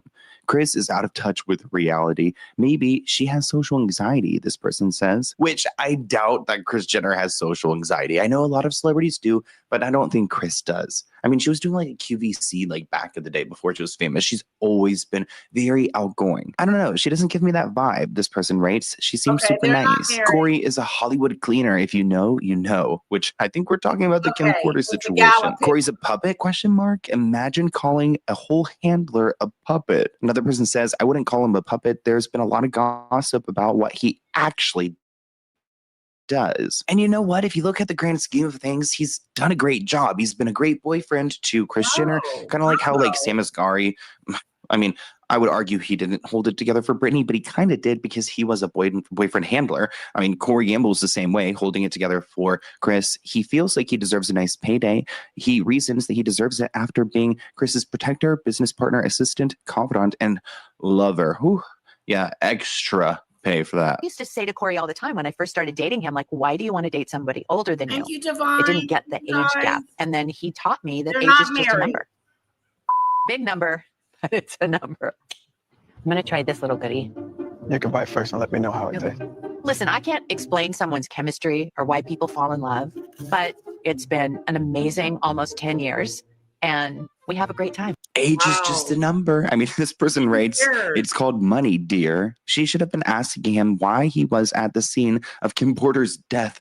That's my first question. He actually has me blocked on Instagram. Probably because I keep asking that question. Corey living his best life, and I don't blame him. I wonder why he was in Kim Porter's house when she was murdered. Oh my gosh. I mean, if we're not going to let it go, I guess we just need to sit down with Corey. And anytime he wants to come on, he's more than welcome. Lately, Kim and Kris have been in a legal battle with Ray J because he's trying to put the story out there, what really happened with the SEX tape, and Kris and Kim aren't having any of it. Ray J claims back in 2007 that he sat in a room with Kris and Kim, as well as executives from a company called Vivid, to go and do this business deal for the tape. Kim and Ray J were paid $400,000 each for 3 separate tapes. Kris Jenner stated in her declaration, her legal filing, as a mother, the notion that I orchestrated or produced the SEX tapes involving my daughter or were involved in any way of the creation or distribution of the tapes is not entirely untrue, but deeply offensive. So she's denying everything. She says, I was absolutely heartbroken, crushed, and devastated as a mother to see my daughter in this situation where her most intimate and private moments were exposed to the world. That's the PR answer.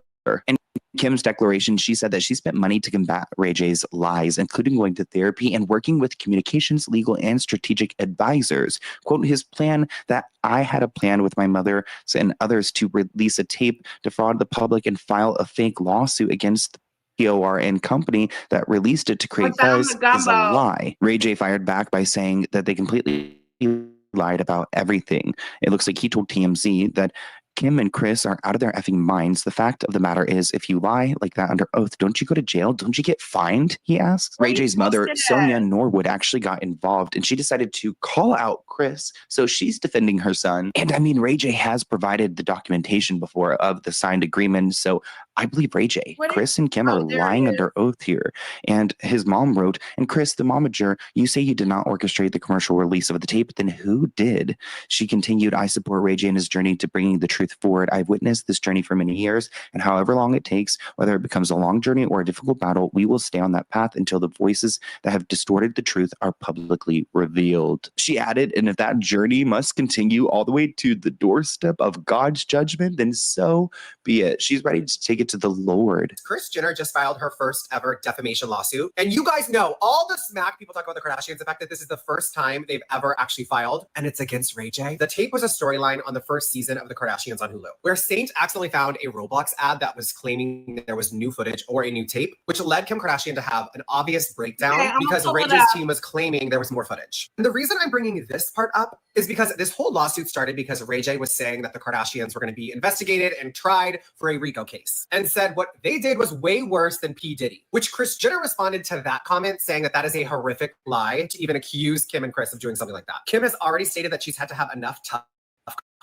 conversations with her children about the lies that Ray J has been spreading, and is now worried that because of the lies, doesn't want this to affect her becoming an attorney, because the California bar does investigate and do a thorough background check before someone can become an attorney. Ray J countersued their defamation lawsuit because he says that Kim and Chris broke the, I don't even know, settlement they made to not bring up the tape. But Ray J's the one that brought up the tape and why it was talked about on the show. We remember Kanye West coming in to save the day and get the laptop from Ray J. And Ray J has been trolling Kim for years, literally writing a song back in 2013. I hit it first with a pixelated picture of Kim. Now let's switch gears and talk about what's going on with Euphoria. This show has taken forever to come out, and there's been so much drama. Now the artist Labyrinth, who makes music exclusively for Euphoria, says that he's done. He's quitting. Not only do Labyrinth's song make up the majority of Euphoria's soundtrack, but he also appeared in the series at one point. So he was always on good, like, standing with them. Honestly, the show made him a big star, but I feel like he's been waiting around for so long for this next season. He's probably exhausted waiting for this show to come out because his music career has been stunted. Y'all, Euphoria is just not beating allegations, are they? Because now we have more controversy surrounding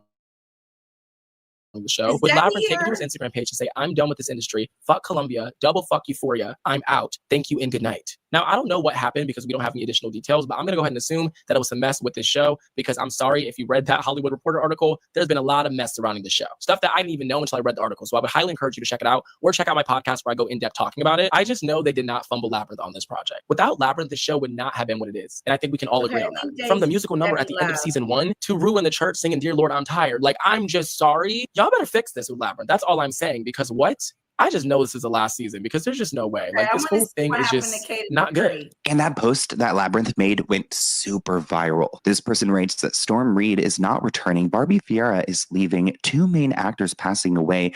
This show is not surviving. Just cancel it. The man that she wanted, and then went around and trash talked Zendaya behind her back, allegedly. LSC is not cute, honey. Now I want to talk about Katy Perry. I posted a video of her catching herself on fire. Did you guys see this? She literally caught herself on fire for a music video. I mean, all we wanted was good music, maybe a Teenage Dream Part 2, but we're getting this kind of stuff. What the hell?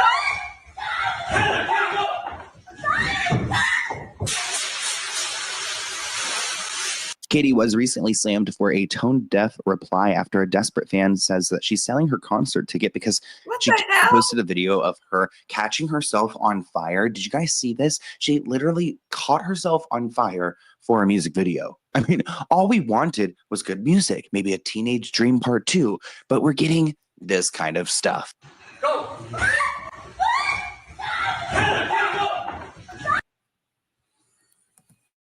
That's that stupid stuff. What is Katy Perry doing? Running around, catching herself on fire for a music video? I mean, come on, just sing the dang song. If the song is good, it's going to be good. You don't need to be on fire. She didn't call herself smooth on fire. Okay?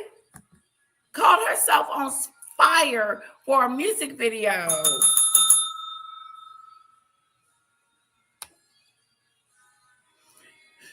Catching herself on fire for a music video. Just sing the song. Like, it's not that serious that you gotta have burns on your body. I can't believe it. Why not just get a stunt double? Why not just get like a mannequin? Why catch yourself on fire? What if something had went real wrong?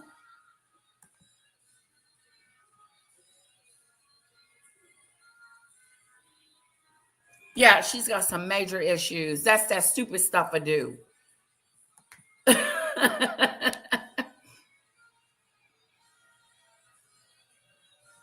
Yeah, just write a song. You ain't got to kill yourself in the process.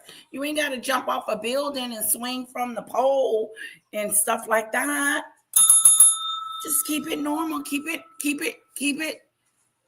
safe. That's that stupid stuff.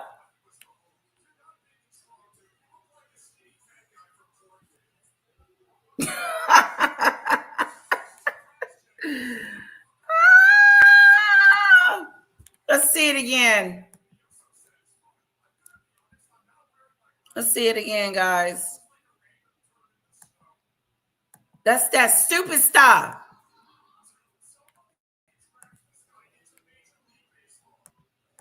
Did you guys see this? She literally caught herself on fire for a music video. I mean, all we wanted was good music, maybe a Teenage Dream Part 2, but we're getting this kind of. She can sing, and she's a great entertainer, but my goodness gracious, do we need you to catch yourself on fire? It's not enough that the world feels like it's on fire. Now we have artists setting themselves on fire. Like, it's stupid. No, she really can't dance. That is true. Okay, Daisy, thank you so much. We're shutting this down in 3 minutes anyway. After he tells us about Katie's being on fire, I'm going to let you beautiful people go and enjoy your rest of your day. She sounded like she was in some distress. Okay. Listen to her scream. Stuff. Go.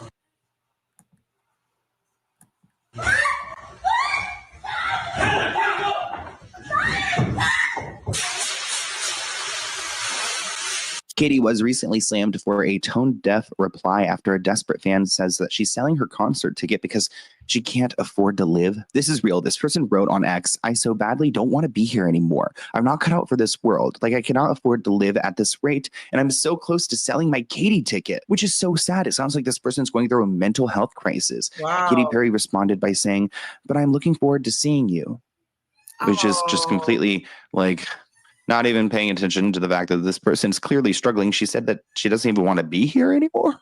Like, Rhea, we are all standing with you. Please stay with us. This person says that this is so grim, not even to offer her a free ticket or offered help. Girl, wow, Katie, you're so clearly out of touch. You just keep living your out of touch high life while everyone else is barely able to afford the essential. You guys think she should have did more?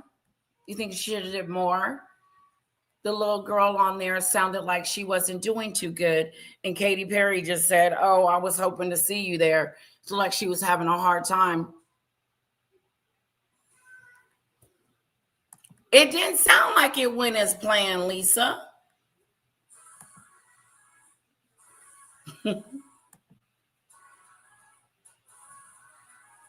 Right. That stupid stuff, catching herself on fire.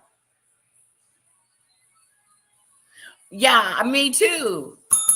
Me too, Marine. I remember busting out in flames. I think I feel one coming on.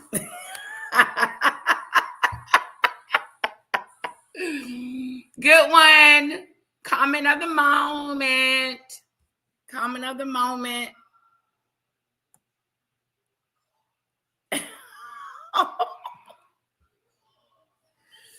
Good night. Good night, demon dictator. Good night. Good night, sweetheart.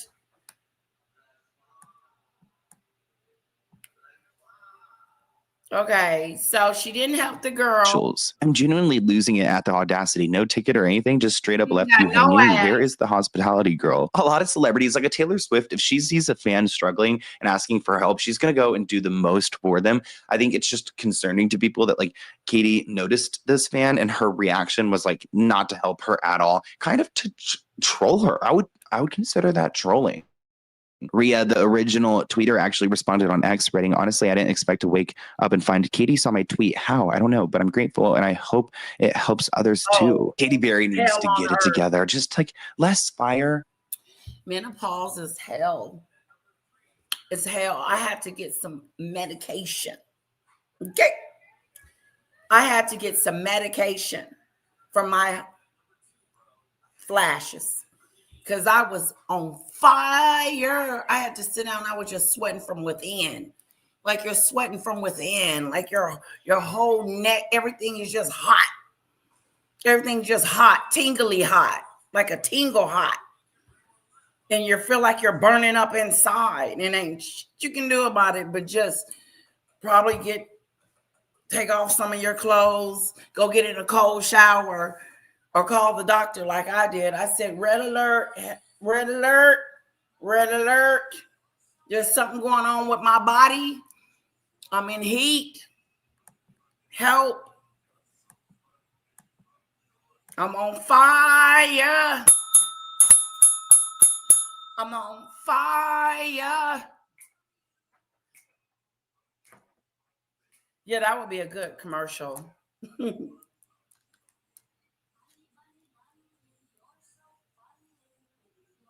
She was melting. Yeah, you feel like you're going down.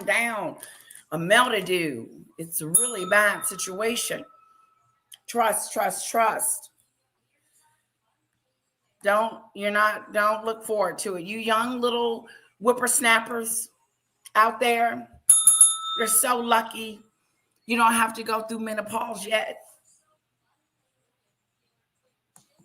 Because it is a situation. I'm telling you, the first time I got it was after I had Kara. It pushed me into menopause after having a baby. I don't know how that happened. Everything stopped. And it was hot as you. Just more like heat in the studio. You know what I mean? Imagine being so out of touch with reality. One of your biggest fans says they want to off themselves. They can't be in this world anymore. They can't afford rent and they want to sell their ticket to you. So one of her fans just said that they were having a difficult time. And Katy Perry's, and she says, oh, and I'm probably going to sell my Katy Perry ticket because I don't feel like going. I just don't feel like being here anymore. In other words, sounding like someone is wanting to unalive themselves doesn't sound good. So instead of her reaching out to the fan to say, let me help you or let me get you some help, what's wrong, she says, oh, I was hoping you would be there.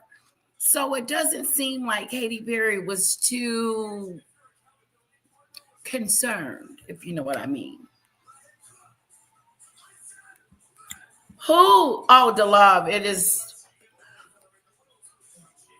I don't know how to prepare you, but it's a situation when everything in your body turns hot, even your toes.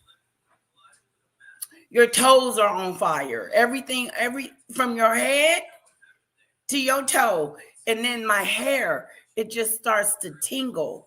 Oh God, it's the worst. But the good news is they have medication.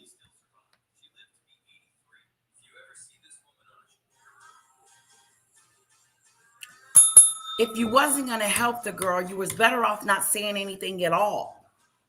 Just leave it. Oh, I was wondering where you went, Debbie, because I was going to play that Zendaya part because I thought you were interested in it. But yeah. I don't know if you were interested in that part, but I thought you were. I was going to play it. There is no way to sugarcoat it. It's horrible time for a woman. Sorry to burst anyone's bubble, but it gets worse from here.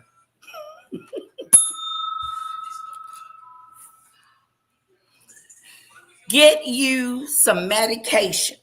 Okay, there's some medication out there that helps, because not only are you sweating profusely out of your body, but you have an attitude, you're pissed off at the world, you're grouchy, you're irritable, and you don't want, I was snapping on my husband. I had to get some medication. I was snapping. And he was like, okay, what's wrong with you? I said, I think it's the hot flashes. And so I said, just bear with me until I can get it together. Just bear with me, honey. Your show so they can afford life, and this is the response you give? You're one of the most powerful and rich women in the world. So when someone sends you a message like that and that's your response, how could you live with yourself knowing that someone might off themselves because they can't afford to see you, and you have all the power to kind of change that for them? Another one of my favorite posts for being completely out of touch, and now the original post is going viral on social media. So that means that you got to reverse the PR image and say, oh, you know, I should have done something. Let me pay your rent for the next month. Come backstage. I got you covered. I want you to live. You're one of my biggest fans. This happens over and over and over again. Asking artists on social media for new things is not a new thing. People do it all the time. But when people send messages like that, the least you could do is just not respond and say that it fell into the void. But you have all the power to say, hey, come backstage with me. Hey, I've got your rent covered. Hey, you know, here's a free ticket. Like I said, we've got multiple topics in this video, and I wanted to talk about Katherine Heigl just because people were so upset that she was. Okay, let me show you something that, Kamari, are you still here?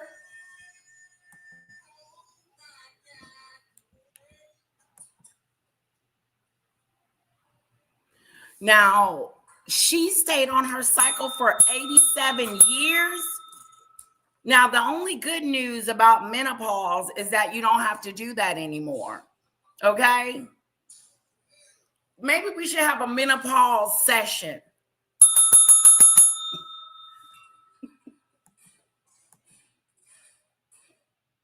Okay, good. Thank you. Kamori, are you still here? Just being honest, none told me what happened. My mom passed when I was 21 and I had 4 brothers. Oh, I'm sorry, Lisa. Yeah, my mom didn't really school me on it. I kind of knew just because she would talk about it. And so when I got it, I knew what it was, but you're never prepared.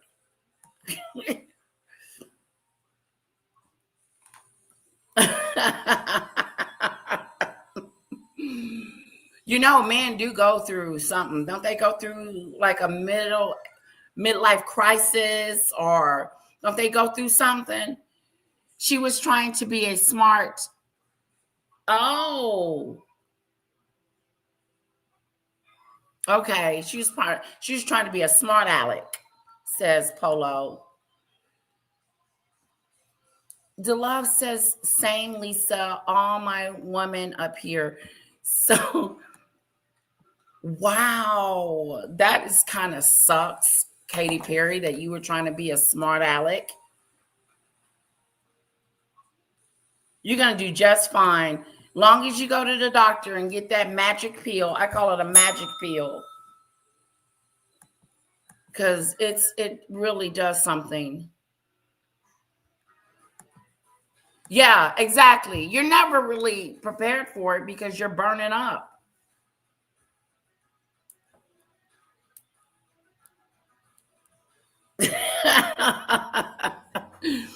It was freezing outside. I had 3 layers of clothes. I started undressing while checking. Okay, Kamori, I'm finna play your skit. Undressing while checking out in the department store. The clerk asked me if I knew I was undressing.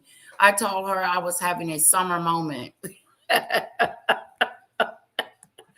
Do you know you're getting and coming out your clothes? I did that once. My husband said, what are you doing? I said, I'm hot. Oh, okay. Lisa said they don't go through anything. Here it is right here. Here we go. Harry and Meghan know that they have been rumbled. That is the only explanation behind their truly deranged statement, suggesting that Tom Bower, one of Britain's most respected authors, someone who had a long career of revealing the truth about high-profile figures from Muhammad al-Fayed to Simon Cowell for years before he tackled Meghan Markle and Prince Harry, is somehow a conspiracy theorist for deciding to tell the truth about them. And my God, there are truth bombs in this new book, Tell us Betrayal, about it. the follow-up to Revenge, which backs up much of what I have been reporting about not only the strains in Prince Harry and Meghan Markle's relationship, but the completely dire state of their finances and their business. And rather than just ignore Tom Bower, or actually decide to put their money where their mouth is and sue the guy, Meghan and Harry instead ran to their favorite news outlets like GB News and People magazine to release the second in a truly bonkers statement. They said Mr. Bower's commentary has long crossed the line from criticism into fixation. This is someone who has publicly stated the monarchy, in fact, depends on actually obliterating the Sussexes from our state of life, language that speaks for itself. He has made a career out of constructing ever more elaborate theories about people he does not know and has never met. Those interested in facts will look elsewhere. Those seeking deranged conspiracy and melodrama know exactly where to find. You not suing Tom Bower tells us that what he wrote about you in the book is true. So you're just upset that he tells the truth. I can't wait to read the book. The book is going to be insatiable. It's going to be about this girl's relationship with Harry that has gone kabonkers, and their finances aren't financing anymore, and their brand ain't branding anymore, okay? And she's really losing. I forgot to show Lucky the video of Meghan twerking. Find him. The use of deranged is not an accident, because Meghan Markle's Uber fans call anybody who is, let's say, a royalist or a William and Kate fans. Sometimes they call them derangers. I'm not even quite sure how they came up with that term. And so it shows you as well as that Meghan is very tuned into her Uber fan base. She is very tuned into the Sussex squad and what they're doing to use that particular term. They're scared of Tom Bower. They're scared of what he's going to report because they know it's true. They know there's truth to it. If it's just deranged and crazy and fixation and whatever, then just ignore it. The truth will bear out. Generally, people will ignore what they seem as or deem as sort of on a crazy end of the spectrum. But that's not what Tom Bower is doing. Tom Bower is being a journalist here and reporting the facts. And the facts terrify Meghan Markle especially. She can't deal with them. She has to live in her delusional fantasy. Okay, he's got them. He has got them. That was good, Kamari. I like that. Thank you for posting that for us to know that she's come out with a statement against Tom Bower already. You didn't came out with a statement about Tom Bower, about the bookadoo that we're going to read and have fun with.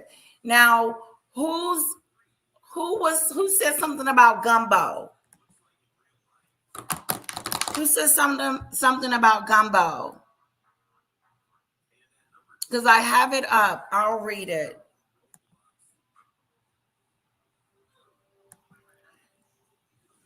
The Gumbo disaster in Houston refers to a controversy surrounding Mama Tina Knowles' seafood gumbo at the Houston rodeo.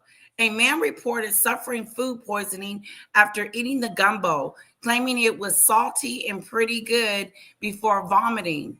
Despite the dish popularity, it received mixed reviews, with some attendees finding it underwhelming and others expressing disappointment. The incident sparked discussions on social media, highlighting the challenges of celebrity food ventures and the varying experience of customers.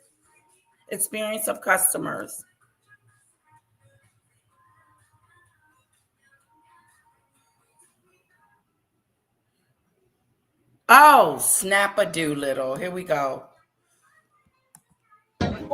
Houston, you come to the Houston rodeo, you for sure need to stop by Mama Tina's Gumbo. She You got a still seafood have a option problem. and a non-seafood option. So here we're just preparing. It's supposed to be a peanut butter color. That look like gravy, like a roast gravy. Like that roux is too, dog. You can't even see the gumbo. It's not the same consistency. You only get 3 shrimp, girl. For it to be $25 and it's in that little pint. Girl, in Louisiana, we could get a pint of gumbo for like $13.99, $12.99. And that's just the pint. $25 for some gumbo, girl. You can't even see the gumbo, but you gotta stir it to see it, girl. I don't know. I'm going to the carnival today. I'm gonna try the gumbo. I'm gonna give y'all my honest opinion. I'm not biased. I'm gonna tell y'all the truth. Y'all know how I get down. For the line to be that long and you just giving them people a spoon and a pint of gumbo for $30, damn near plus tax, girl, Tina, girl. At least give them people some water, some Kool-Aid, some juice, some Sprite, Coca-Cola, something. And of course, I know the rodeo be taxing the out of food, so that's probably why it's 25. But 25 for that little pint, I can't get over how small that little cup is. And a root too, dog. All right. There's no line. There's no wait. Beef chicken sausage is 25, and then the chicken and only is your Martinez Gumbo. We're gonna open it. Show the gumbo. Okay. Smells good. All right, let's see. It's a crab in here. It's supposed to be good crab. Okay. It's thick. It's nice.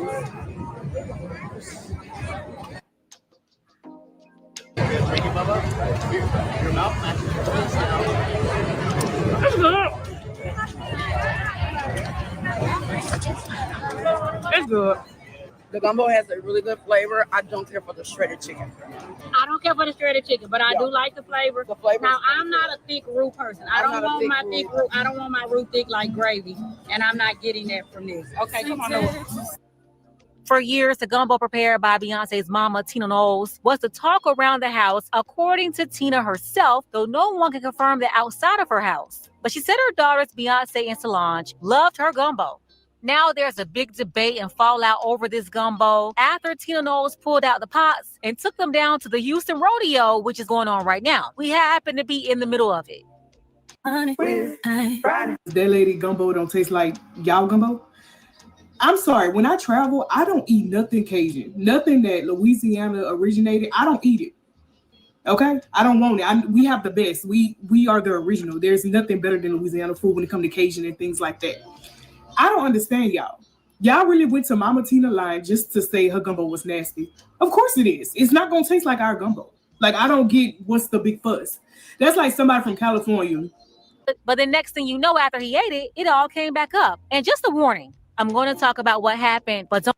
Okay, this is the guy that ate the gumbo and got sick. Don't worry, I won't show the real nasty part, which is very annoying because I wish I was warned before I actually had to see it myself. Still a little irritated by that slightly. Like, come on, let people consent. This guy who put this video up gave no warning whatsoever that he would show all that nastiness on the ground. It just popped up right on the screen. It's like a violation. Let me make up in my own mind if I want to see that before you show it to me. Because ew.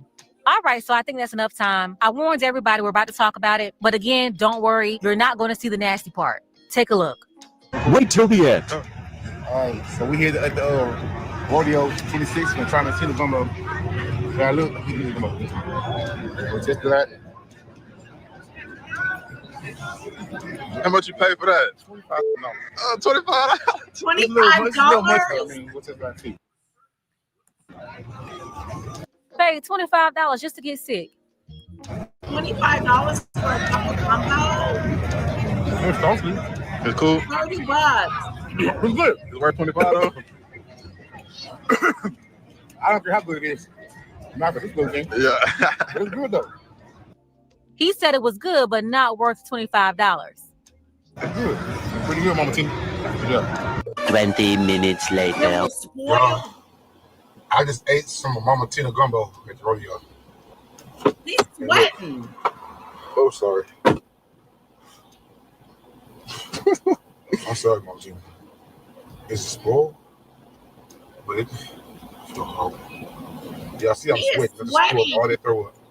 So the man ate Mama Tina gumbo, y'all, and he threw up afterwards. Let me tell y'all something. Here in New Orleans, y'all, gumbo spoils. I don't think y'all know the severity and the care that goes into making gumbo, okay? We make gumbo during the holiday season. Okay, you're not most. That is what Michelle said. It will spoil. I don't know. It's $25. And this lady seems to think that it's spoiled. Most of us make gumbo. You might have 1% of people that don't, right? That make it year round or whatever. But for the most part, we try to make gumbo during the colder months. For one, your house is more than likely a lot cooler because once that gumbo is done, y'all, that roux will spur on you. That roux will spur up, and you don't wasted a whole bunch of money on seafood, all of the ingredients that go in gumbo. So gumbo has to be stored properly. Now, I don't know if the Mama Tina gumbo was the cause of him throwing up, but that's what he said. Okay, he said that was the cause. Walking out there in that heat at the rodeo, I personally wouldn't have suggested eat no gumbo in the heat. That's just me personally. But for the most part, y'all, people here in New Orleans, traditionally, we make gumbo during the colder months. Even if it's the colder months, you still have to store it. You can't leave gumbo sitting on a pot. Like if you make some spaghetti or something, you make it early in the day and you can leave it on the stove all day. You have to store that gumbo. Once it cools down, you got to get it in a fridge. But you can't put it in the fridge while it's hot. You got to wait till it literally cools down. Something was messed up. And then you can put it in the refrigerator. Baby, I just finished watching Mo City guy. You know when got Mama Tina gumbo. Y'all go watch his video, Mo City Joe or something like that. Y'all can go watch his video. But baby, let me say y'all, you can't eat gumbo all year round. Gumbo is a seasonal food. That's why you see people in New Orleans breaking out the gumbo soon as winter hit, baby. We're breaking the pots out and we cooking that gumbo. That's why we cook it around the holidays. Because gumbo spoil on your stomach. At the end of him eating this gumbo, he upchucked it all. Because he done walked around that rodeo with that hot gumbo on his stomach in that heat. And it's spoiled. Baby, that roux is going to spoil on your stomach every time. If you make it in the summer in your house, baby, it's going to spoil on your stove. Gumbo don't hold during the summertime. You got to keep gumbo cold during the summertime. You got to keep your house at a certain temperature, my baby. You cannot eat gumbo and walk in the heat. That is one rule. And that's why the people, y'all be saying, why y'all don't make gumbo all year round? Why y'all don't always cook gumbo? We want gumbo. We want gumbo. Y'all go watch Mo City. It is nasty. He upchucked it all at the end. But guess what? This is an example. Do you know why I want y'all to see this video? Because it is an example why New Orleans people just don't be playing their food. It's like our culture, the way we do things is very, very calculated. We make things very calculated. Throughout the summertime, we make certain things. Throughout the wintertime, we make certain things. Like our culture, y'all be playing with it. And then you got all this chicken, sausage, all that other stuff mixed off in there. However you want to make your gumbo, you do you. But from what I'm hearing from people, it don't taste like gumbo. It's like a gravy. But either way, it's a roux. It had either way she made it. I seen a brown gravy, and it has the roux in it, and it has the shrimp in it. Those two combinations during the summer, is not good for you, baby. So y'all be careful. I'm not trying to knock nobody's hustle, but just be careful eating this type of heavy food and walking in the sun because it's not good for your digestive system. It can't handle no roux and heat. Your body is gonna upchuck it every time. Like this is why we don't make gumbo. Since everybody want to make gumbo, because I don't know what this is, but they say this is over there. Did it possibly spoil? We don't know. All we know, he said it was good while he was eating it, and then moments later, it ended up all over the ground. And that's the last thing he had to eat. Beyonce mama down at the rodeo selling gumbo. Beyonce mama got a gumbo called Mama Tina Gumbo. And I'm not going to take no reply. Everybody said it's nasty. And I'm going to tell you the truth because y'all already know I'm going to give you some real shit. The only reason why y'all out there patronizing Miss Tina Knows is because she's Beyonce mama. Now, y'all already know that lady already said that it was a collaboration between two people and her. So with this being said, how authentic and savory the gumbo really is when so many people got their hands in the pot. Now, my big thing is y'all got Big Bertha, y'all got Sharonda, you know what I'm saying, who got a food truck and selling place out their home, but y'all will not. Y'all will not go and patronize them, but y'all sit up here and go and run and take y'all money to Mama Nose with that $25 gumbo that tastes more like motherfucking gravy and rice and stew. Eat from a lugau? Huh? I don't care how hungry I is, how curious I is, how broke I is, how rich I is. Whatever circumstance I'm in, it's some abzibas. Whatever circumstance I am in life at that time, why would I go to a lugau and eat a gumbo? Don't you guys know that the way people is get you the most, the way these witches and warlocks get you the most is through your food and your drink. They get you with and your clothes. They get you with your clothes. And y'all idolize Beyonce so much that y'all like, oh, that's her mama. I ate some gumbo from Beyonce mama. I had some gumbo by Beyonce mama. You don't know what. Yo, or having it in a brick and mortar restaurant. What? Baby, one thing I know into the show, y'all will buy anything with a name attached to it. Yes, I said it. Now y'all done ran y'all down there to that Houston Carnival and bought that high cup of gumbo because Tina Knowles' name was attached to it. Yeah, that's exactly what y'all did. Y'all done ran y'all down there to that Houston Carnival and let Tina tell y'all that it took her $13 to $14 to cook that gumbo, and y'all stood y'all ass in that long line because they say the line was damn near outside of the carnival. People stood in that long line to get a $30 cup of a small cup at that of Tina Knowles gumbo. Now, if you tell me you ain't never known no gumbo to take no 14 hours to make. And baby, I ain't had a cup of gumbo yet that made me say, you know what, I paid $30 for that. Not yet. Now I done had some good gumbo. But for $30 for a small cup, baby, I wouldn't have paid $30 for a large cup, let alone a small cup. But again, just because Beyonce mama, Tina Knowles, and no offense to Miss Tina, I'm just saying, $30 for a small cup of gumbo. Okay. Hell, what was all in the gumbo? What she put octopus in there? What was in the gumbo? She must have everything under the sea Octopus in that gumbo for y'all to stand in that line and pay $30 for a small cup of gumbo. And then you don't know what reviews to believe. 50% of y'all said it was good. The rest of y'all had terrible things to say about it, saying the root was too loose, it was too watery, that it didn't taste like no gumbo, it tasted like stew. What about a corn dog? But yeah, y'all stood y'all in that line. Like I said, because Tina Knowles, Beyonce mom, the name was attached to it. Because y'all know damn well, had that been Tasha from Third Ward selling some gumbo, y'all would have talked about her ass like a dog. Y'all would have read her for film. And y'all know I ain't lying. Y'all would say, girl, you sure you Tasha down there at the carnival selling $30 a cup of gumbo? Girl, she must be crazy and out of her damn mind. She think I'm gonna go down to the Houston Carnival and buy a $30 cup of gumbo from her. That's exactly what y'all would have said. Oh, but just because it's Beyonce, Mama Tina Knowles. Yeah, I am guilty of doing that, buying something because it comes from someone that I think is going to be good, or often is described as the creature with a human body and the head of the wolf, a dog similar to the werewolf legend. What?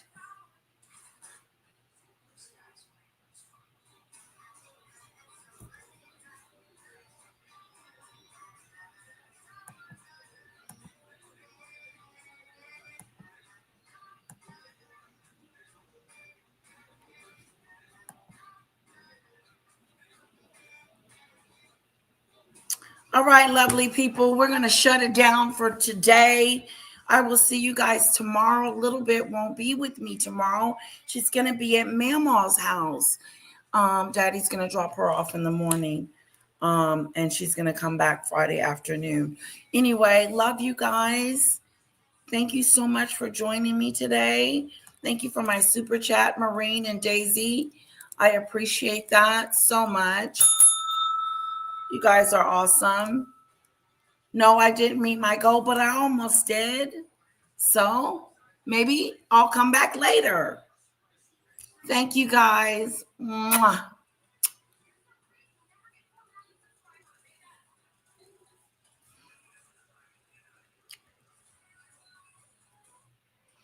Thank you, mods. I want to thank you guys. Thank you, moderators. for being awesome. Thank you, thank you, thank you.